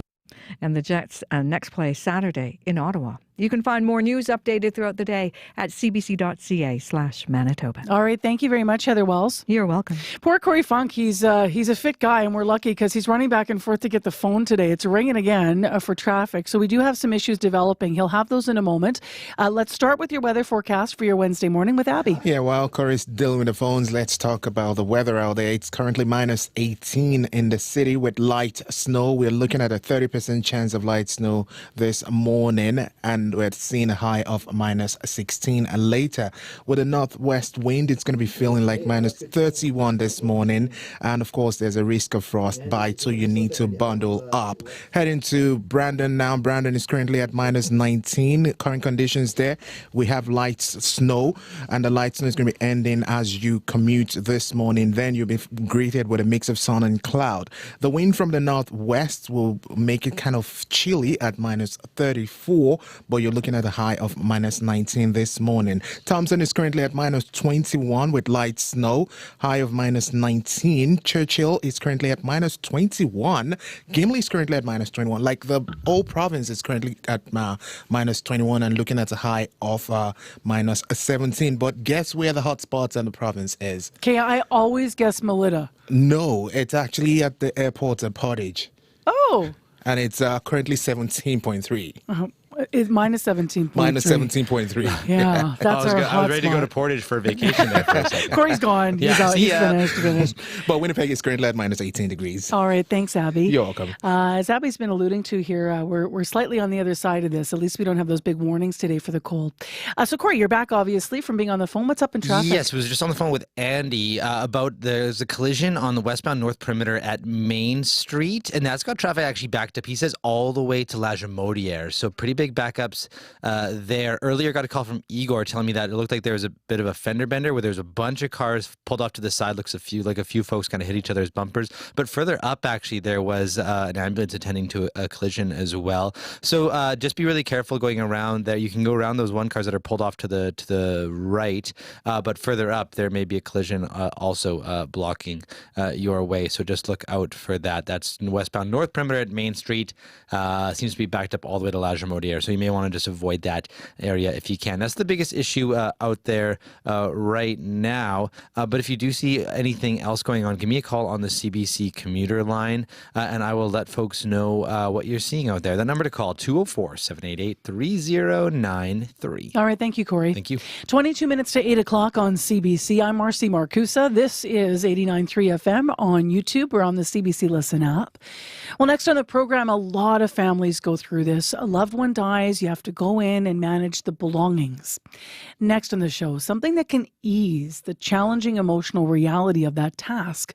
It's called Swedish death cleaning. And it's a term to describe decluttering your home with the goal of making sure that your loved ones are not stuck with what can sometimes be a burden after you're gone. A Winnipeg woman is doing this right now while being mindful about how she's getting rid of the things that she no longer needs. CBC Manitoba's community reporter Shanley Vidal stopped by to find out what's being purged. We're standing in my office at home, my home office, but it hasn't always been my office. For a long time, it's just been my clutter room. We have a pretty small house, and so every foot of space is valuable. But this room became like a dumping zone for all sorts of things. My name is Michelle Finley, and I'm on a quest to Swedish death clean and purge my home. My goal is to place all sorts of important things with other people that will value and appreciate them. I have this cake plate that I don't bake cakes. I don't even know where this came from. I don't think it's an antique, but I wrapped it up. I reached out to my friend Leslie. She bakes cakes all the time, and she lives nearby. Probably a couple key things that led to the room becoming like that were my grandmother's death a number of years ago when we had a lot of her stuff and we weren't really emotionally ready to get rid of it. And then a couple years ago, my mom had a stroke, so I needed to move her into an apartment block. It was a very rushed process, and so I ended up bringing a lot of stuff home and just kind of dumping it in here. And it just became really hard to work at home, and I really felt like I would just walk by the room and have a sense of dread. So I knew I had to do something. And then here's a bag of geocaching supplies. When I was super into geocaching, I collected all of these things to make geocaches. And of course, I never did it. So I bagged it all up. Here's like... Is that a bowl? Yeah, it's a red plastic bowl, like a Red Bull piggy bank that I got in Mexico. And I was gonna make this cool geocache out of it. So it's been in my closet for like 10 years. I never did it. So I reached out to the Manitoba Geocaching Club last night and sent a picture on Facebook, and they're like, yeah, we'll take all that stuff and we'll use it like in a jar or something. Oh, this is pretty cool. This is a silver trophy plate from 1926. A Winnipegger named A.A. Weir. He played at Elmhurst Golf Club. He was a semifinalist at the Royal Canadian Golf Association Amateur Championship. And this is actually my mom's godfather. He wrote a golf column for a long time called Tea Times, and he also played in the British Open. I contacted the pro at Elmhurst. I haven't heard back yet, but then I did some more research on Mr. Weir, and I found out he's actually in the Golf Hall of Fame for Manitoba. He was inducted in 2018. So I'm going to contact the Hall of Fame and see if they'll take this, because I think that might be a nice addition. It needs to be polished, though. Super tarnished. Because you can kind of see the wording etched in there. Yeah, so I got to find some silver polish. So there's that, and then I have this it's a pretty blue color. Yeah, like a turquoise. This I wore in 1981 when I was about five and a half, and I wore this when my mom got remarried. I was the flower girl, so you can see it's like. It's all, I don't know what you call this. It's like smocked or like some sort of fancy embroidery. I think it would fit like one leg now or something. I'm not sure what I'm going to do with this. I might just throw it up on Facebook and see if any of my friends are like crafters, maybe they want it. Now, this is something that was sentimental to you, right? Like it was, would you say?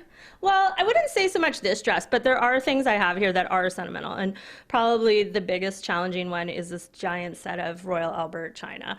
This is my grandmother's china set. When I talk about it, I even get emotional now. But like every family meal we had was on this china, and it's such a huge set. And my grandma always said that she wanted me to have it. And I grew up, you know, after every meal, even as a little kid, learning to carry it very gently and learning where everything fit in the buffet so it all would go back perfectly and how to wrap it. But I just don't want this. I never have meals like this. What is it about this that makes it so hard for you? I don't think this kind of china was ever something my grandma would have had at home. She came from a really big family. And they would never would have had access to this sort of thing. So I think when my grandma got here and got married, I think my great-grandmother, her mother-in-law, really insisted that my French Catholic poor grandmother kind of took over these British traditions. And I think this china might be like a bit of that. I think my grandma probably got pieces of this at every holiday and maybe her birthday and maybe Mother's Day. And knowing my grandma, a big burden for her was trying to fit in her whole life with her in-laws and having her in-laws really accept her.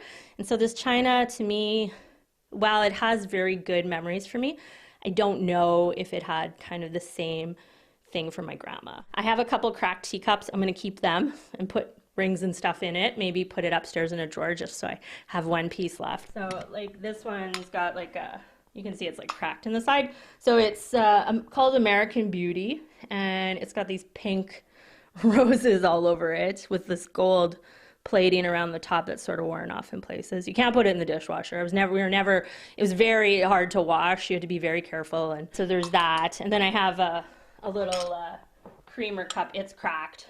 So I'm gonna put this in the cupboard. I'll put my teaspoons in it for my morning coffee. Just then when I open the cupboard, I'll remember my grandma.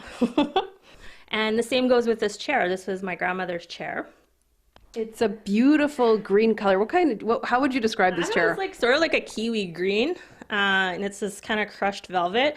So when I was little, my grandma had 2 of these in her living room, and I would slide off them. It's pretty smooth, that fabric. So when I was little, that was a big thing to slide off of them. And they're kind of modernist. I think she probably got them at Eaton's or something like that. And they had this like really nice burnt orange kind of velvet fabric that I liked, but it was torn in the back. And so I decided I would take it and get it reupholstered. That's another trade that to have it done correctly costs some money. So I saved up for it, and I was like, if I'm keeping this chair, I'm going to use it. And so now it's here. And it's great. It turned out really well. It matches the paintings in here really nice. Feels like a weight's been lifted off your shoulders. Yeah, it does. It really does. And I'm not that old. I'm like 49. I'll be 50 this year. But my husband and I, we redid our will last year. And because we're child-free by choice, there's not really an obvious place where these things are going to go, or maybe someone who might be interested in having it. So I think that might be kind of spurring me on too, is, we had to pick an executor, and I wouldn't want them to be left with a ton of stuff that's just like junk, right? And so this was I think a big step. But I think also kind of clearing that clutter out from my grandmother's death and my mom's stroke and things like that have really just made it so much easier just to come in this room. And I even inspired my husband. He's cleaning his office out too. CBC Manitoba's community reporter Shanley Vidal at the home of Michelle Finley, who is right now Swedish death cleaning her home. The furniture retailer who dresses in a prison uniform. A jewelry store owner wears a cape and tights, calls himself the Cash Man. Oh, yeah! And then there's a phone call. It's Patrick. He took out life insurance. Hurt so good when bad commercials become cult classics on Under the Influence with Terry O'Reilly. Thursday morning at 11:30, 3:30 p.m. in Newfoundland. And on the CBC Listen app. -18 on your Wednesday morning. Still ahead this half hour, how to use 211 and how it could save someone's life, dialing those 3 digits. But right now, if you're looking for a musical break from the winter blues, Winter Options around the corner. It's bringing hot tunes to concert venues all across Winnipeg. Franco-Manitoban loop artist Rihanna is going to perform at the West End Cultural Centre January 26th. So next Friday, she is joined by France-based psychedelic electronica group Mule. And we're talking about that show because we have 2 pairs of tickets to give away. If you want to go to Winterruption and check out this show on the 26th, email win@cbc.ca. win@cbc.ca. That's the only way to enter by email. And while you're at it, why not let us know what your favorite thing about winter is while you're writing. And while you are emailing, trying to win tickets, here's what Rihanna sounds like. This tune's called The Love We're Worth.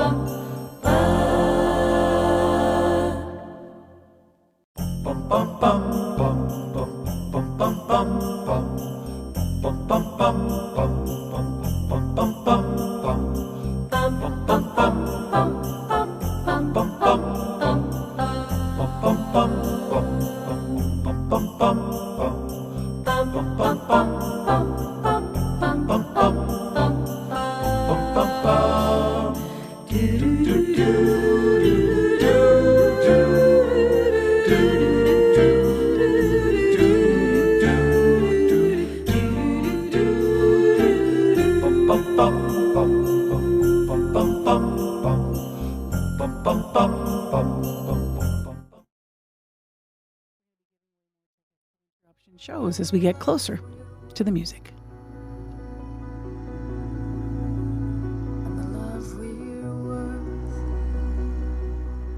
Really pretty. 9 minutes to 8 o'clock right now on 89.3 FM, 990 AM, or on the app or on YouTube this morning. Well, next on the program, there is no question that our winters can be tough for anyone. And if you are living without shelter, the cold, of course, can be deadly. That is why the United Way is reminding Manitobans this January that there's an easy way to help if you see someone struggling on the streets. Get out your phone and dial 211. For the last 7 years, the Virtual Family Resource Centre has been helping Manitobans find shelter with this unique phone service. Tammy Reimer is here to remind us all about it. She's the director of 211 Manitoba. Good morning. Good morning. How are you today? I'm well. How are you? I'm warmer a little. I was just going to say I'm fortunate that I'm warm as well, but I do need to head out there in the cold soon. So obviously this has been around for a number of years, but a lot of people still may not understand how it works. So what is 211? Yeah, and so 211, the phone line launched during the pandemic. So for folks, it's really not all that new. We're still growing. 211 is a 24-hour a day, 24-hour, 7-day a week phone line that you can call, and it helps Manitobans navigate the complex network of government and community programs. So for the most part, that's what we have people calling for. They're struggling to determine if there's a program or a service that they may need. And increasingly, 211 is seen as that front-facing phone number when we're asking public to call when they see somebody out there in the cold struggling. How many programs, if someone themselves calls for access to a program specifically, how many programs are they going to be, learning and understanding are available? Yeah. Over 12,000 programs in the province. Wow. So we are province-wide, and there's over 5,000 agencies and 12,000 programs listed in our database. So when you call, they're going to ask you some key questions and figure out what is it that you're looking for. Maybe you're calling because your neighbor You're concerned your neighbor is hoarding, or maybe you're looking for some emergency food or shelter. Emergency food and shelter are consistently some of the top reasons why people are calling 211. What are the hours for 211? 24 hours a day, 7 days a week, and over 240 languages. How many languages? 240. Can That's you believe fantastic. Yeah. It's fantastic. You want to highlight any of the specific languages? Obviously, you must have been building that over the last number of years. It's been building over a number of years, and so obviously it's a translation service. The folks that we have answering the phone are not that multilingual, but we do have Indigenous languages. So we do have Ojibwe, Oji Cree languages that are available to folks that are calling in. Okay, just to highlight some of them. How many calls do you typically get? So in an average year, so last year in 2023, we had over 13,000 phone calls to 211.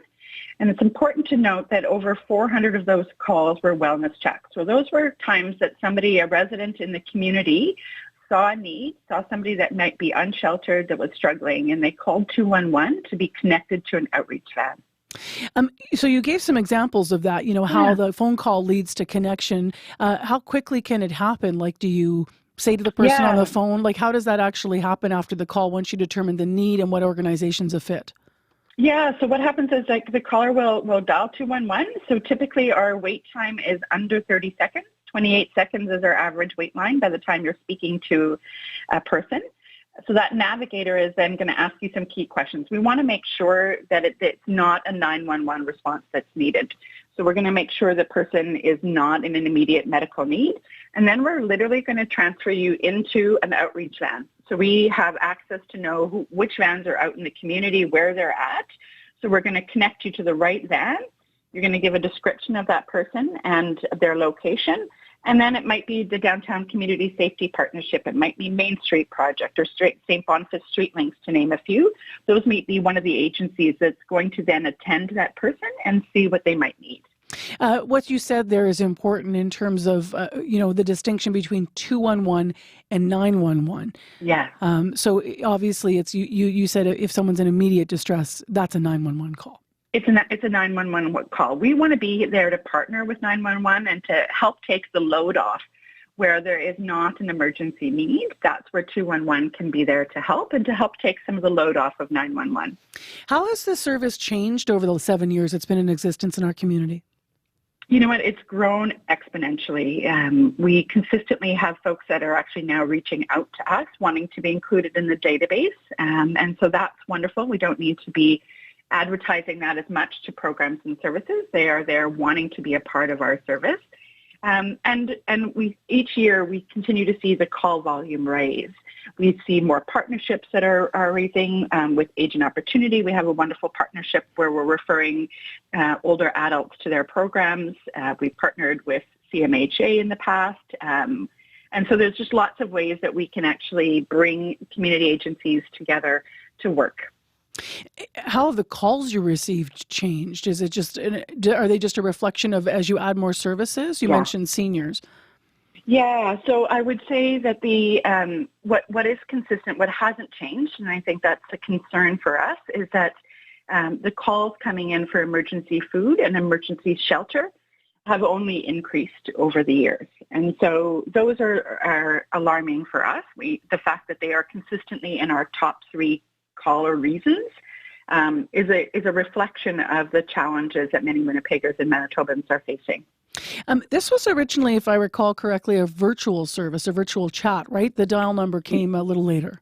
You got it. Yeah, the dial number only came in 2020. What are the other things that you hope Winnipeggers remember about 211 this morning as we're talking about it? You know what? I'm gonna take a moment to just tell you a quick story because I think that might resonate. So we had a call come in from a community member. They had gotten up and they saw somebody on their front lawn who was struggling, but they could tell that they weren't in need of an emergency response. So they called 211. We connected them directly to Main Street Project, where the caller was able to give a description and their location. While they waited for the van, they went outside, provided a sandwich and a blanket to the person. But Main Street Project was there within minutes and was very shortly able to connect with that person and then be able to provide transportation to shelter for the night. So it's really a perfect example of what we may do as a resident when we see somebody out there struggling in the cold. Appreciate you and this on a cold January morning. Thank you so much, Tammy. Thank you. Have a wonderful day. You too. Tammy Reimer is the director of 211 Manitoba, a reminder of the service that is in our community and available should you need it. Dial. It's 3 minutes to 8. Heather Wells joins us with headlines. Good morning. Well, the hospital in Thompson is facing critical staff shortages in its lab. The workers who are still there are exhausted, according to the Manitoba Association of Healthcare Professionals. The union says Thompson's down 2 technologists after one quit before the holidays. Thompson's supposed to have 12. Shared Health says it is actively recruiting. And the shortage of skilled workers was the focus of a meeting of labor ministers from across the country. The Forum of Labor Market Ministers held in Winnipeg this week. Manitoba's Economic Development Minister says healthcare and construction are 2 priority areas. We're going to hear from Jamie Moses in our next local news at 8:30. Thanks, Heather. You're welcome. Still ahead, what difference could getting a timely FASD assessment make in a child's life? We'll hear more as we talk to the Assistant Superintendent of the Winnipeg School Division. Because they have specialized classrooms for FASD students, students who have FASD rather, and we'll hear how they're making a difference. But we're also going to get some insight and realities. This series was prompted by the death of a 14-year-old girl. She died and was killed and stabbed one day after court heard she had been waiting for this assessment. What kind of difference could that have made? Problems on the north perimeter between Henderson and Maine. The westbound is backed up to Lage. In Winnipeg right now, we're sitting at minus 18. And still ahead, we'll also hear some of your calls on the idea of a sleep divorce.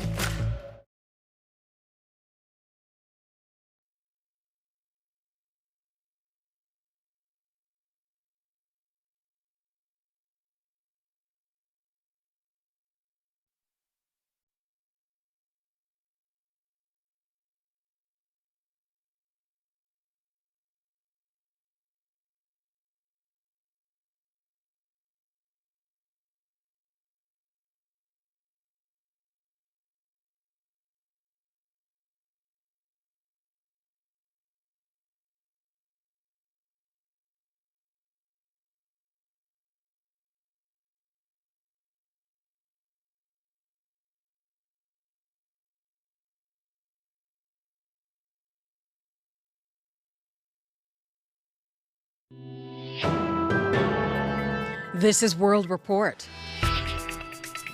Good morning from CBC News. I'm Marcia Young.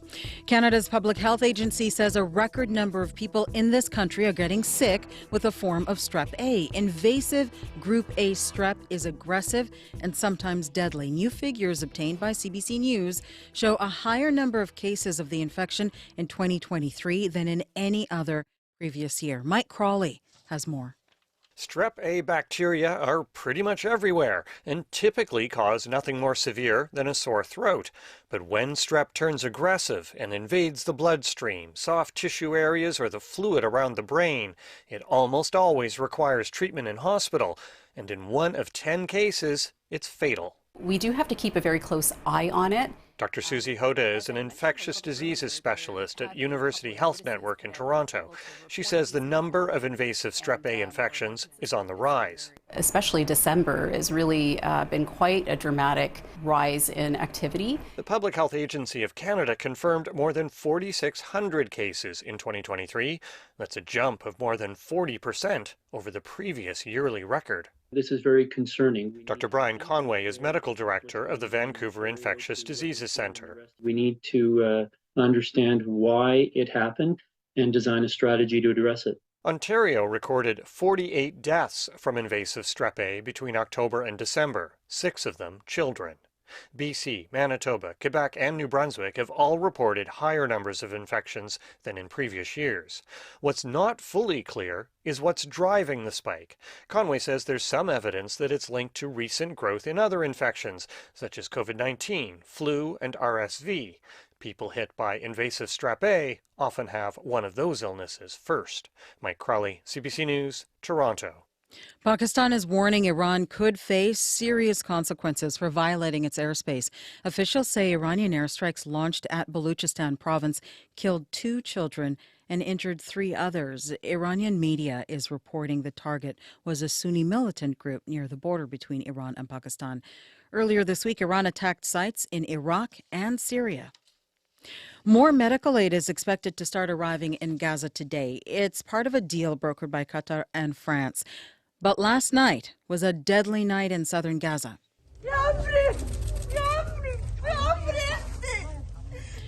This woman in Rafah says her daughter was killed by an airstrike that hit while they were sleeping. The Gaza Health Ministry says in the past 24 hours, more than 160 Palestinians have been killed. Israel says it has killed multiple Hamas operatives, including someone it believes was responsible for interrogating people suspected of spying. The new aid deal between Israel and Hamas means both Israeli hostages and Palestinian citizens will get deliveries of medicine. Police in Vancouver are providing new information about the number of hate crimes in the city. They show how tensions in the Middle East are playing out here in Canada. Michelle Gassoub reports. 2 women walking away from a pro-Israel rally on October 9th were accosted by teenage boys who threatened to rape and slice their faces. Vancouver Police Staff Sergeant Astrid Bonter sharing a list of hate incidents reported in the city since the start of the Israel-Hamas war. Graffiti on public washroom doors saying, "I'm going to burn every Palestinian alive."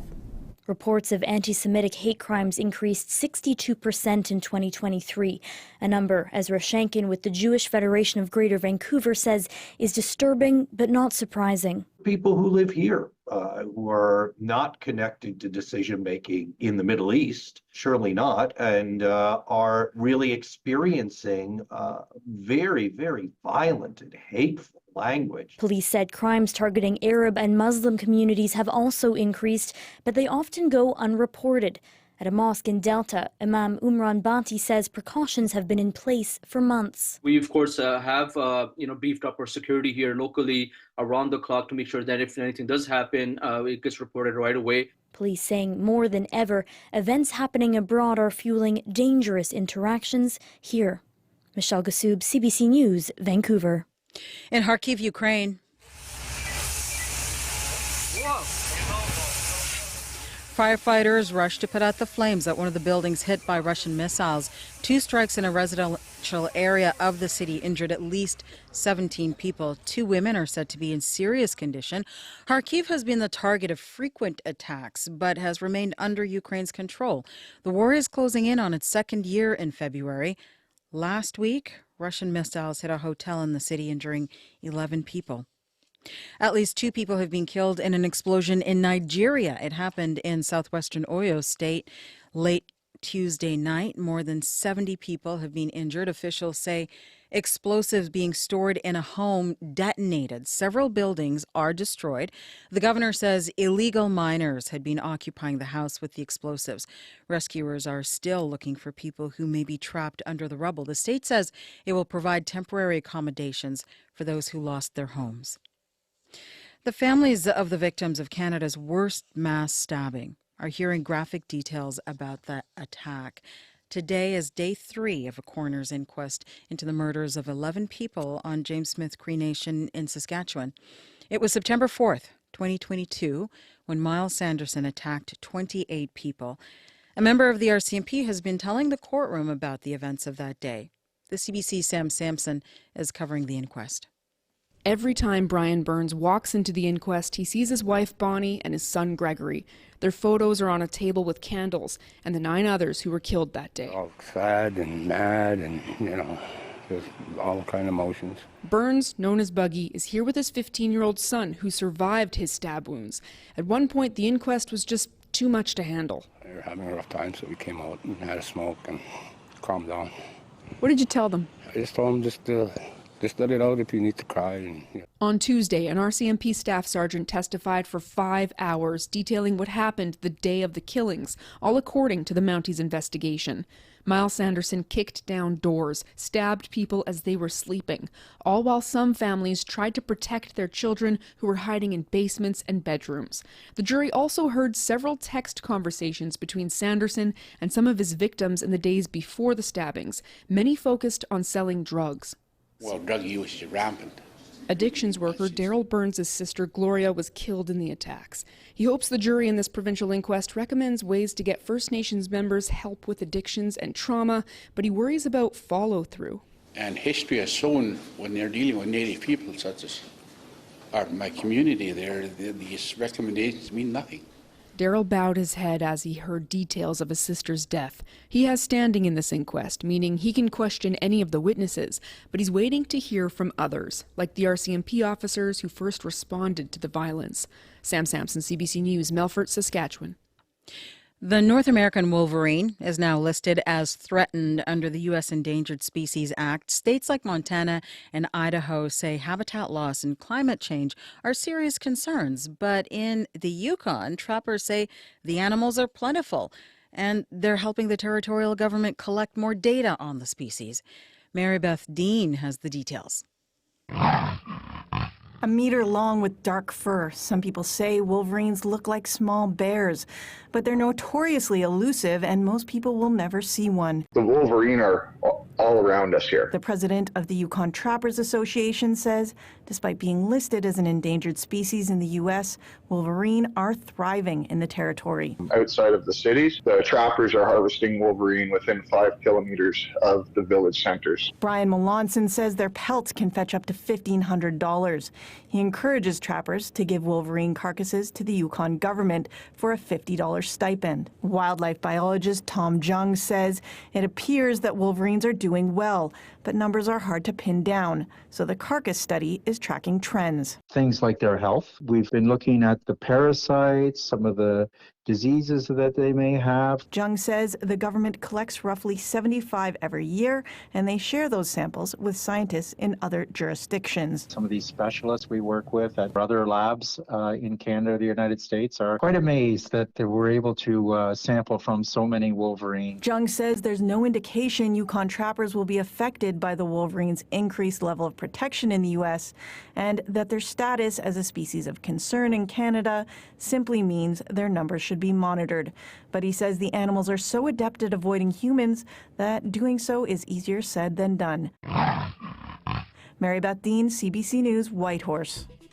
As for the other wolverine, Hugh Jackman, he's fine. And that is the latest national and international news from World Report. He's posting on Instagram. I'm Marcia Young.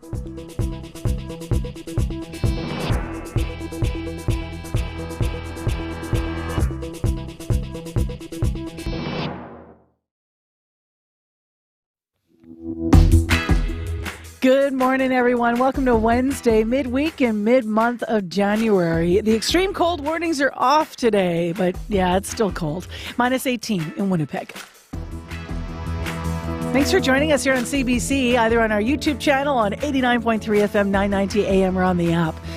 This half hour on the program. For the next few weeks, we're going to be looking at young people and crime here in Information Radio. It's because right now it feels all too common for youth in the city to either be victims of crime or the accused. In the case of a 14-year-old girl who died after being stabbed in downtown Winnipeg one day after court said she'd been waiting for an fetal alcohol spectrum disorder assessment, we're asking this morning, with an FASD diagnosis, what would that have meant? What kind of a difference can a timely diagnosis make in a student's or child's life? We're going to talk to the Winnipeg School Division about it. That is because they have special classrooms for students with FASD. So stay tuned for an important conversation coming up. Right now, though, let's get into what else is happening in news. Heather Wells joins us. Good morning. Good morning. Well, the mother of a teen killed in a crash near Portage la Prairie is renewing her calls for safety improvements. Her daughter, 19-year-old Carly Hunking, and her 17-year-old boyfriend died in August of 2017 at the Trans-Canada and Highway 16. The Manitoba government previously promised to put in a roundabout there, but the province canceled those plans.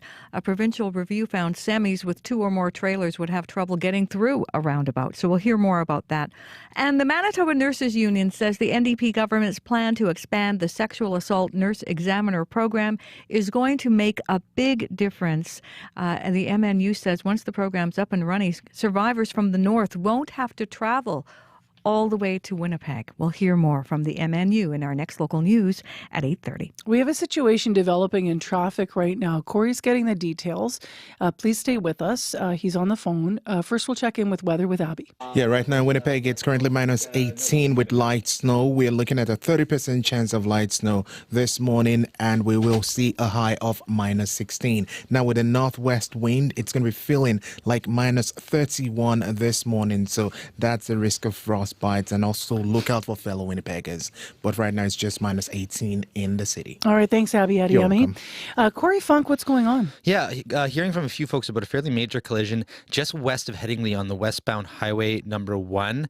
Both David and Michelle phoned to let me know that there appears to be an accident between a semi and a potential school bus just west of highway west of Headingley, and traffic is backed up all the way to the perimeter.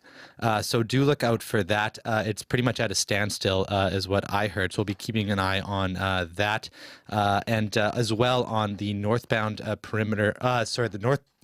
The westbound north perimeter, just at Henderson. Just got an update there. That's been backed up for a while there. There was a collision right near that intersection, and that's been backed up all the way to La Jamodière. Just got a call from Kevin, and that is also being diverted now north onto Henderson right now. So if you see anything else going on out there, any updates on what I just spoke about, or if you see anything else, give me a call, 204-788-3093. All right, thank you, Corey. Thank you. So that situation, especially the one west of Headingley, is really just brand new and still developing. Right. So just caution not to infer too much into that. But right now, that's all the information that we have. And we will update. Corey will pop in this half hour if we get more. Thank you, Corey. Thank you. 788-3093. 8:14 is the time right now on 89.3 FM, 990 AM or on the app. I want to get some listener lines on here this morning. That's because yesterday we started talking about sleeping in separate beds. If you're in a partnership, in a couple, you're married, is it a sign of a rocky relationship, or is it a healthy choice for all involved? We heard about a new study, new research that says to optimize sleep, you might want to consider what some are calling a sleep divorce from your partner, although it's not necessarily a negative thing, though a negative term. Here's some of the calls we got about it. Hi, this is Linda Laux, and I'm commenting on the sleeping separate. We've been sleeping separate for several years now and have never had better sleeps. At least I've never had better sleeps. My husband snores terribly, and I'm a mover and a shaker in bed, and it's just easier to relax and unwind if you don't feel like you're imposing upon that other person with your movement or your snoring. Definitely in terms of relationship, I'll tell you, not getting enough sleep is probably far worse for your relationship with your partner than sleeping apart, because you are miserable and angry and resentful. So I highly recommend it if a person can make it work. We each have our own space. Our clothes and other things are shared in the main bedroom. But as far as sleeping goes, I can't see us ever going back. Thank you. Hello, my name's Miles, calling about the sleeping in separate beds thing. Absolutely. Me and my wife sleep in the same bed every night, and I think it's critical for a relationship, because we all know that you need good communication to have a strong relationship. And with everything pulling to distract us these days with technology and social media and screen time, we're already losing a large chunk of that intimate communication. And how important is it to have those 5, 10, 15 minutes of talking before you fall asleep?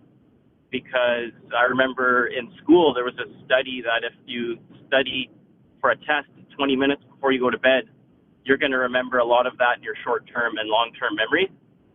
So all those communication points, I believe, before bed are amplified, and you're going to have a stronger relationship. Whereas if you go into a different bedroom, say half hour before you actually fall asleep and you're just sitting on your phone again, that kills that potential great communication point to talk about your day and the issues.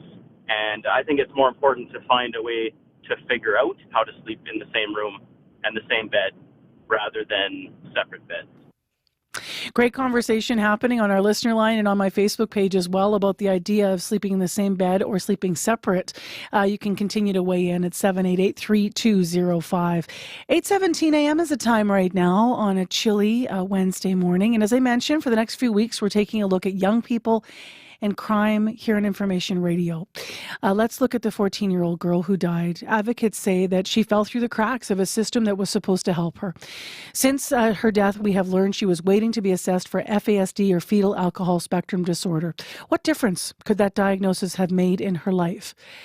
She would have likely been able to join students in a classroom, first of all, designed specifically for kids with FASD. 5 schools in the Winnipeg School Division now have low enrollment classrooms for kids living with FASD. Here's Winnipeg School Division staff explaining what the classrooms are like. I have 8 students on my class list, 2 EAs that work with me as well. So the 3 of us and the 8 students. And basically, we're just a team. Calming room is just basically an empty room. We have some cushions in there. The kids know if we're ever upset or if we're angry. You know, you don't need to ask permission to go to the calming room. You can just get up and go. We have a basket of calming tools. So this is the glitter jar. So they shake it, and then they watch the glitter fall. So they have stuffies, and they just squeeze them or hold them tight. They like those. We have headphones for every student in the classroom, especially for assemblies. We take a bucket of headphones to the assemblies because the clapping is too loud and overwhelming. The chairs, they're movers. A lot of them like to move, and some of them are in constant motion all day long, so that gives them the ability to move and still focus and do their work. We heard some WSD staff there explaining how a classroom for kids with fetal alcohol spectrum disorder works. It is from an information video posted to the school division's website. To talk more about this, I spoke yesterday in some length to Lorelei Bunkowski. She is Winnipeg School Division's assistant superintendent. I feel that for the sake of this conversation, it's also important to highlight that you come from the grassroots of doing work in classrooms. Yeah, that's right. I have been both a learning support teacher and a principal, doing a lot of the work right alongside of kids, families. I know that there's a lot of really good work happening in our school division with respect to children living with this diagnosis. We heard a little bit there, but can you elaborate on how a typical day would work in a classroom for a student who lives with FASD? I think that when we look at children that have that neurodiversity, we're always looking at one child at a time. What's that child's story? What is that child's circumstances? And because of a diagnosis, that there's a whole range of abilities, strengths, gifts that child has that we need to focus on. And then the programming that's offered also has that flexibility and the right fit for that child. We need to make sure that, number one, that we develop a really deep relationship, which allows that when you deeply know a child, then you can understand what their needs are and how to best support them. So we heard about a calming room and calming tools in that clip from some educators. What can you tell us about how that approach helps manage potential aggressive behavior? I think for children that live with neurodiversity, that they often, that environments in classrooms can be overwhelming places, overstimulating, and that those sensory needs are such that offering flexibility and options for children in different ways can be supportive to them. You heard in that clip around spaces that allow children to have a sense of calm, a calming room, or sometimes they call them a sensory room that gives children that break from the busyness of a classroom. So you'll see almost like a menu of strategies and tools that can be used. And depending on the child, depending on their needs, that you would use those things to help them regulate throughout their day. What does that escalation look like when that accommodation is not there? What can it look like? You know, you think about children who, when they're getting overwhelmed, and it can cause that like upsetness, dysregulation, frustration. All of us have those moments where it gets too much. But for children with that neurodiverse need, that is something that could be considered as typical. And if we don't recognize it, notice it, and then plan for it, we're not setting the child up for success. What impact have you seen on students who attend the classes that are designed for students with FASD? I know that if we get it right, that child will be able to thrive in school. They will be able to have healthy relationships. They will be able to find out what their strengths are, what their passions are, what they're good at, and they'll be able to, work in the world of school if we get those things right. When it speaks to the neurodiversity of FASD, help us understand, the classrooms are open to kids as young as 6. So what difference can it make if kids have supports from a young age? What I know is that both teachers and EA's support teams, they are looking at being able to foster both the child's independence and be helping them to walk in the world.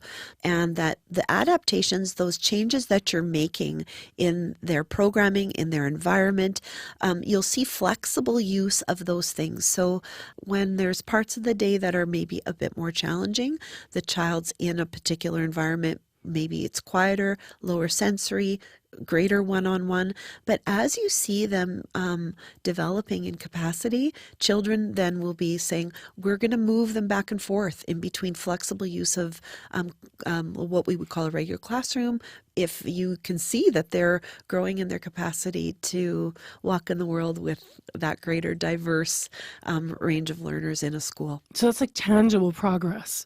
How important is it that the support start at a young age? I know that classroom teachers, people who work in the support teams at school, they are always kid watching all the time. You know, at times when they're little, they may not have a formal diagnosis, but we as kid watchers will recognize that neurodiverse child that will go, okay, there's something that needs to happen here for this child. We utilize clinicians in our schools to help support. We work with their outside agencies if children are connected with outside agencies. And is earlier the better always the motto? Or does FASD become more challenging to work with the student as they age? I would say that like in the early years, like nursery, kindergarten, we often see children presenting with all different kinds of needs, and we don't want to be too quick to, lead into diagnosis. We use all the good diverse teaching that we use, differentiated instruction, and we're still seeing that the things that we're doing aren't working, then we have a responsibility to dig deeper, find out more about the child to be able to help support them in school. Given what you do for a living and your long history as an educator, I want to just return to this story of this 14-year-old who was waiting for an FASD diagnosis. What was your reaction when you heard of her death? You know, first I just want to say to the family, I can't imagine their hurt, their pain, and I'm just so sorry that has happened to their daughter. That's the first thing. She was just a baby. She's a child, and that, there's a lot of different things that were happening for this child in her life at that time, and there was all kinds of trauma that she was experiencing. But the question that I wondered about was of her place of belonging, and both for her home environment and her school environment, it seemed like she wasn't being able to find a place of belonging in either of those places. And it shows how important the supports of home and school are in children's lives. She was waiting for her diagnosis, her FASD diagnosis. What supports from a school environment perspective would have kicked in right away if she had the diagnosis? I'm just curious. I think it depends on the child. What I would have hoped for this child was that if she was in school and that there would have been educators and people that knew her deeply, that really understood her as a learner, and that they would start from there in what's best for her and how to best program and support for her, diagnosis or not. Because sometimes our children, unfortunately, are waiting, but we still have lots that we can do. What else do kids living with FASD students need? When you find out about what their passions are, and we can foster and build those opportunities. I think about a particular child I'd worked with, and that child had just a brilliant mind for science and was also someone who loved dance. I remember that he had once made a joke that he wanted to be a dancing doctor. And he said that when he was in grade 1. And I think about that child as a reminder of the incredible gifts and talents that children that present with neurodiversity can have. And so we have to really understand that diagnosis, but let's not allow that to limit our view of the child and what they're capable of doing. Really appreciate having you in for this comprehensive conversation. Thank you so much. You're welcome, Mercy. Lorelei Bunkowski is Assistant Superintendent with the Winnipeg School Division. Now, we had a full 20-minute conversation yesterday about all of this, and that will be posted for you on our CBC Listen app. 8:28 a.m. on your Wednesday morning, and we have developing news right now, very much developing. It started with traffic calls. Multiple people have called the traffic line to tell us what's going on around Headingley, west of Headingley on Trans-Canada number 1, on the number 1 highway west of Headingley. So it's backed up to the perimeter, but it at least appears to be a collision. From what we can see, we now have a photo between I don't want this to sound too alarming, but we have a photo confirming it is a semi-truck and a school bus. We have Michelle Rybuck on the line live. She has been stuck in traffic for some time. Good morning, Michelle. Good morning, Marcy. How are you this morning? I'm all right. So where are you right now, and how long have you been stuck? So I'm right in front of the little white church in front of, or on Headingley, Manitoba, heading westbound, so almost at the lights. And I've been at a standstill since 7:30 this morning. Okay. So heading east, I know we just got a call from another commuter who I talked to, Harry. He said heading east, into the city, that's clear, but he could see everything he was passing. Can you describe, without too much detail, to be mindful of sensitivities and not being too graphic, what you've seen as you've been sort of stuck there, or what you can see? Well, so being in this traffic, I can see that there are a ton of emergency vehicles on the scene. That would include RCMP, volunteer firefighters. Ambulances have arrived from the city of Winnipeg, and Stars Air Ambulance left about 10 minutes ago from the scene. That's what I can see from my perspective. There are a lot of people doing work in that area, so I'm sticking obviously in my vehicle, as has everybody else, to be mindful of the situation. But we have not moved at all. Our traffic is completely blocked by the RCMP, and it was blocked by a fire truck, actually, that just sort of shimmied over a bit to allow that eastbound traffic to move. All right. So once again, just to reiterate, Michelle, you are west of Headingley. You're stuck on the Trans-Canada, and you've been there since about 7:30, you said. Yeah, 7:30, 7:35 is coming up to the area, and we hit a standstill here, and I have not moved at all, and neither has anybody else in front of me. And there's no way for us to get around. We're just waiting for, obviously, whatever is transpiring here for the folks to get assistance. Okay. Stay safe. Thank you very much for the live Thank update. You. Yeah, you stay safe too. Thank you so much. Michelle Rybuck at 788-3093. People are calling the traffic line. We have a collision. We do have a photo that came in from a listener. It shows a school bus and a semi-trailer. Stars Air Ambulance, Michelle reporting she has seen attending to the scene this morning. She's been stuck there for about an hour west of Headingley on number 1. 788-3093. We'll pass along more information as we get it. Right now, your CBC Winnipeg News. This is CBC News. Good morning. I'm Heather Wells in Winnipeg. At 8:30, it is -18 right now in Winnipeg. A mix of sun and clouds today. Still very cold out there. A risk of frostbite throughout the day, and a high today of -16. Well, as you heard there, we are learning about this crash between a school bus and a semi in the Headingley area. A CBC crew is on the way, and we will bring you any details as soon as we get them. The mother of a teen killed in a crash near Portage La Prairie is renewing calls for safety improvements. 19-year-old Carly Hunking and her 17-year-old boyfriend died in August of 2017 at the intersection of the Trans-Canada and Highway 16. A semi-driver missed a warning sign and went through a red light, colliding with the car they were in.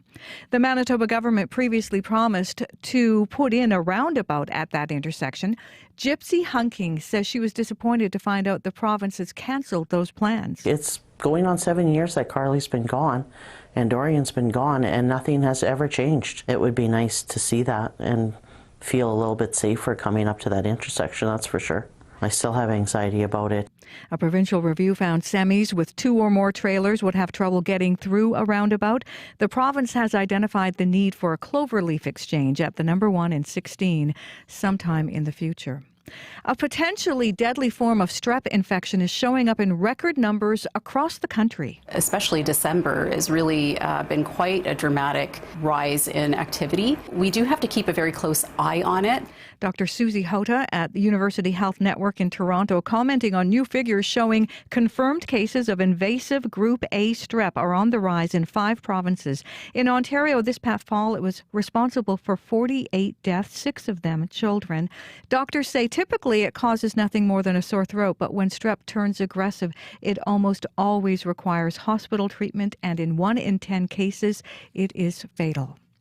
The Manitoba Nurses Union says the NDP government's plan to expand the sexual assault nurse examiner program will make a big difference. The plan is to expand the program province-wide. The province says 3 of the 7 nurses needed have already been hired. Darlene Jackson at the MNU says once the program's up and running, survivors from the north won't have to travel to Winnipeg. But she says it's going to take time to get it ready. They need to have education in forensic examination, in, providing that care culturally sensitive and trauma informed. So this is going to take some time because this is not a skill that you learn overnight. Jackson wants the new nurse examiners to get hands-on training with a seasoned veteran examiner in Winnipeg. Thompson's Hospital lab technologists have an 80% vacancy rate, and there are fears about how that could impact patient care. The hospital in the northern city is down to 2 lab technologists after 1 quit over the holidays. One day recently, both were off. Jason Linklater, president at the Manitoba Association of Healthcare Professionals. One of the lab techs did call in sick after working 24 hours in a row and could not function safely due to the combination of being on shift and on call. And the hospital did not have lab coverage for that period. Linklater says Thompson is supposed to have 12 of the technologists. Shared Health says it has 3 lab tech jobs posted right now and is actively recruiting. Manitoba's Economic Development Minister says governments need to support underrepresented groups in the workforce. Jamie Moses spoke after meetings wrapped up in Winnipeg this week with provincial and territorial labour ministers. One of the priorities, making sure workers have the skills and training needed to enter the workforce. The meeting also highlighted the need for more diversity and inclusiveness in Canadian workplaces. Moses says it is important to remove barriers. We talked a lot about this in our discussions. Those barriers of participation of underrepresented groups in our labor force are holding back our ability to advance economic reconciliation. Moses says ensuring Indigenous people have the support they need to join and thrive in the workforce should be a priority. He also says finding ways to improve the recognition of foreign credentials is a major topic of discussion. And once again, we are learning about a crash between a school bus and a semi. It happened this morning in the Headingley area. A CBC crew is on the way there. People saying they've been stuck in traffic there for about an hour already. And we will have any details we get. We'll bring them to you as soon as we get them.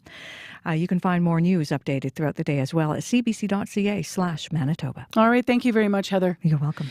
We have heard from 2 listeners who have had eyes on scene there who were saying STARS Air Ambulance is attending. But as you mentioned, CBC crews en route to see what has happened there. Now, this morning we also had issues on the north perimeter between Henderson and Main Street. Where's that at, Corey? Yeah, that's as far as I know, it's still pretty backed up there. The collision happened on Henderson and and the westbound north perimeter earlier, backed up all the way to Henderson, and even past Henderson I heard earlier as well. So patients going through there. Also, Ellis is closed between Sherbrooke and Langside due to a fire. Right now, WFPS is on scene, and Furby is also closed between Ellis and Sherbrooke. So you want to avoid that area as well. Icy out there. I have no idea if that's involved in any of these incidents we're mentioning, but I'm just saying it to remind all of us to take it easy in this winter weather, and we'll update you as we go through the day here. Quick last line on the weather. Minus 18 in the city. We're expecting a mix of sun and cloud today. All right. Thanks, Abby. You're welcome. Abby Adeyemi, Brad Lillies, Corey Funk, Heather Wells, Megan Ketchison, Joni Nicolo, our news department, our live team. Thank you, guys. Thank you to our hardworking team of associate producers and our leaders in unit, Nellie Gonzalez and Leif Larson. Tomorrow we're live at Elmwood Kildonan's pool. Please come on down, join us. We're talking rec, we're talking city budgets, and we're going to get warm in the pool.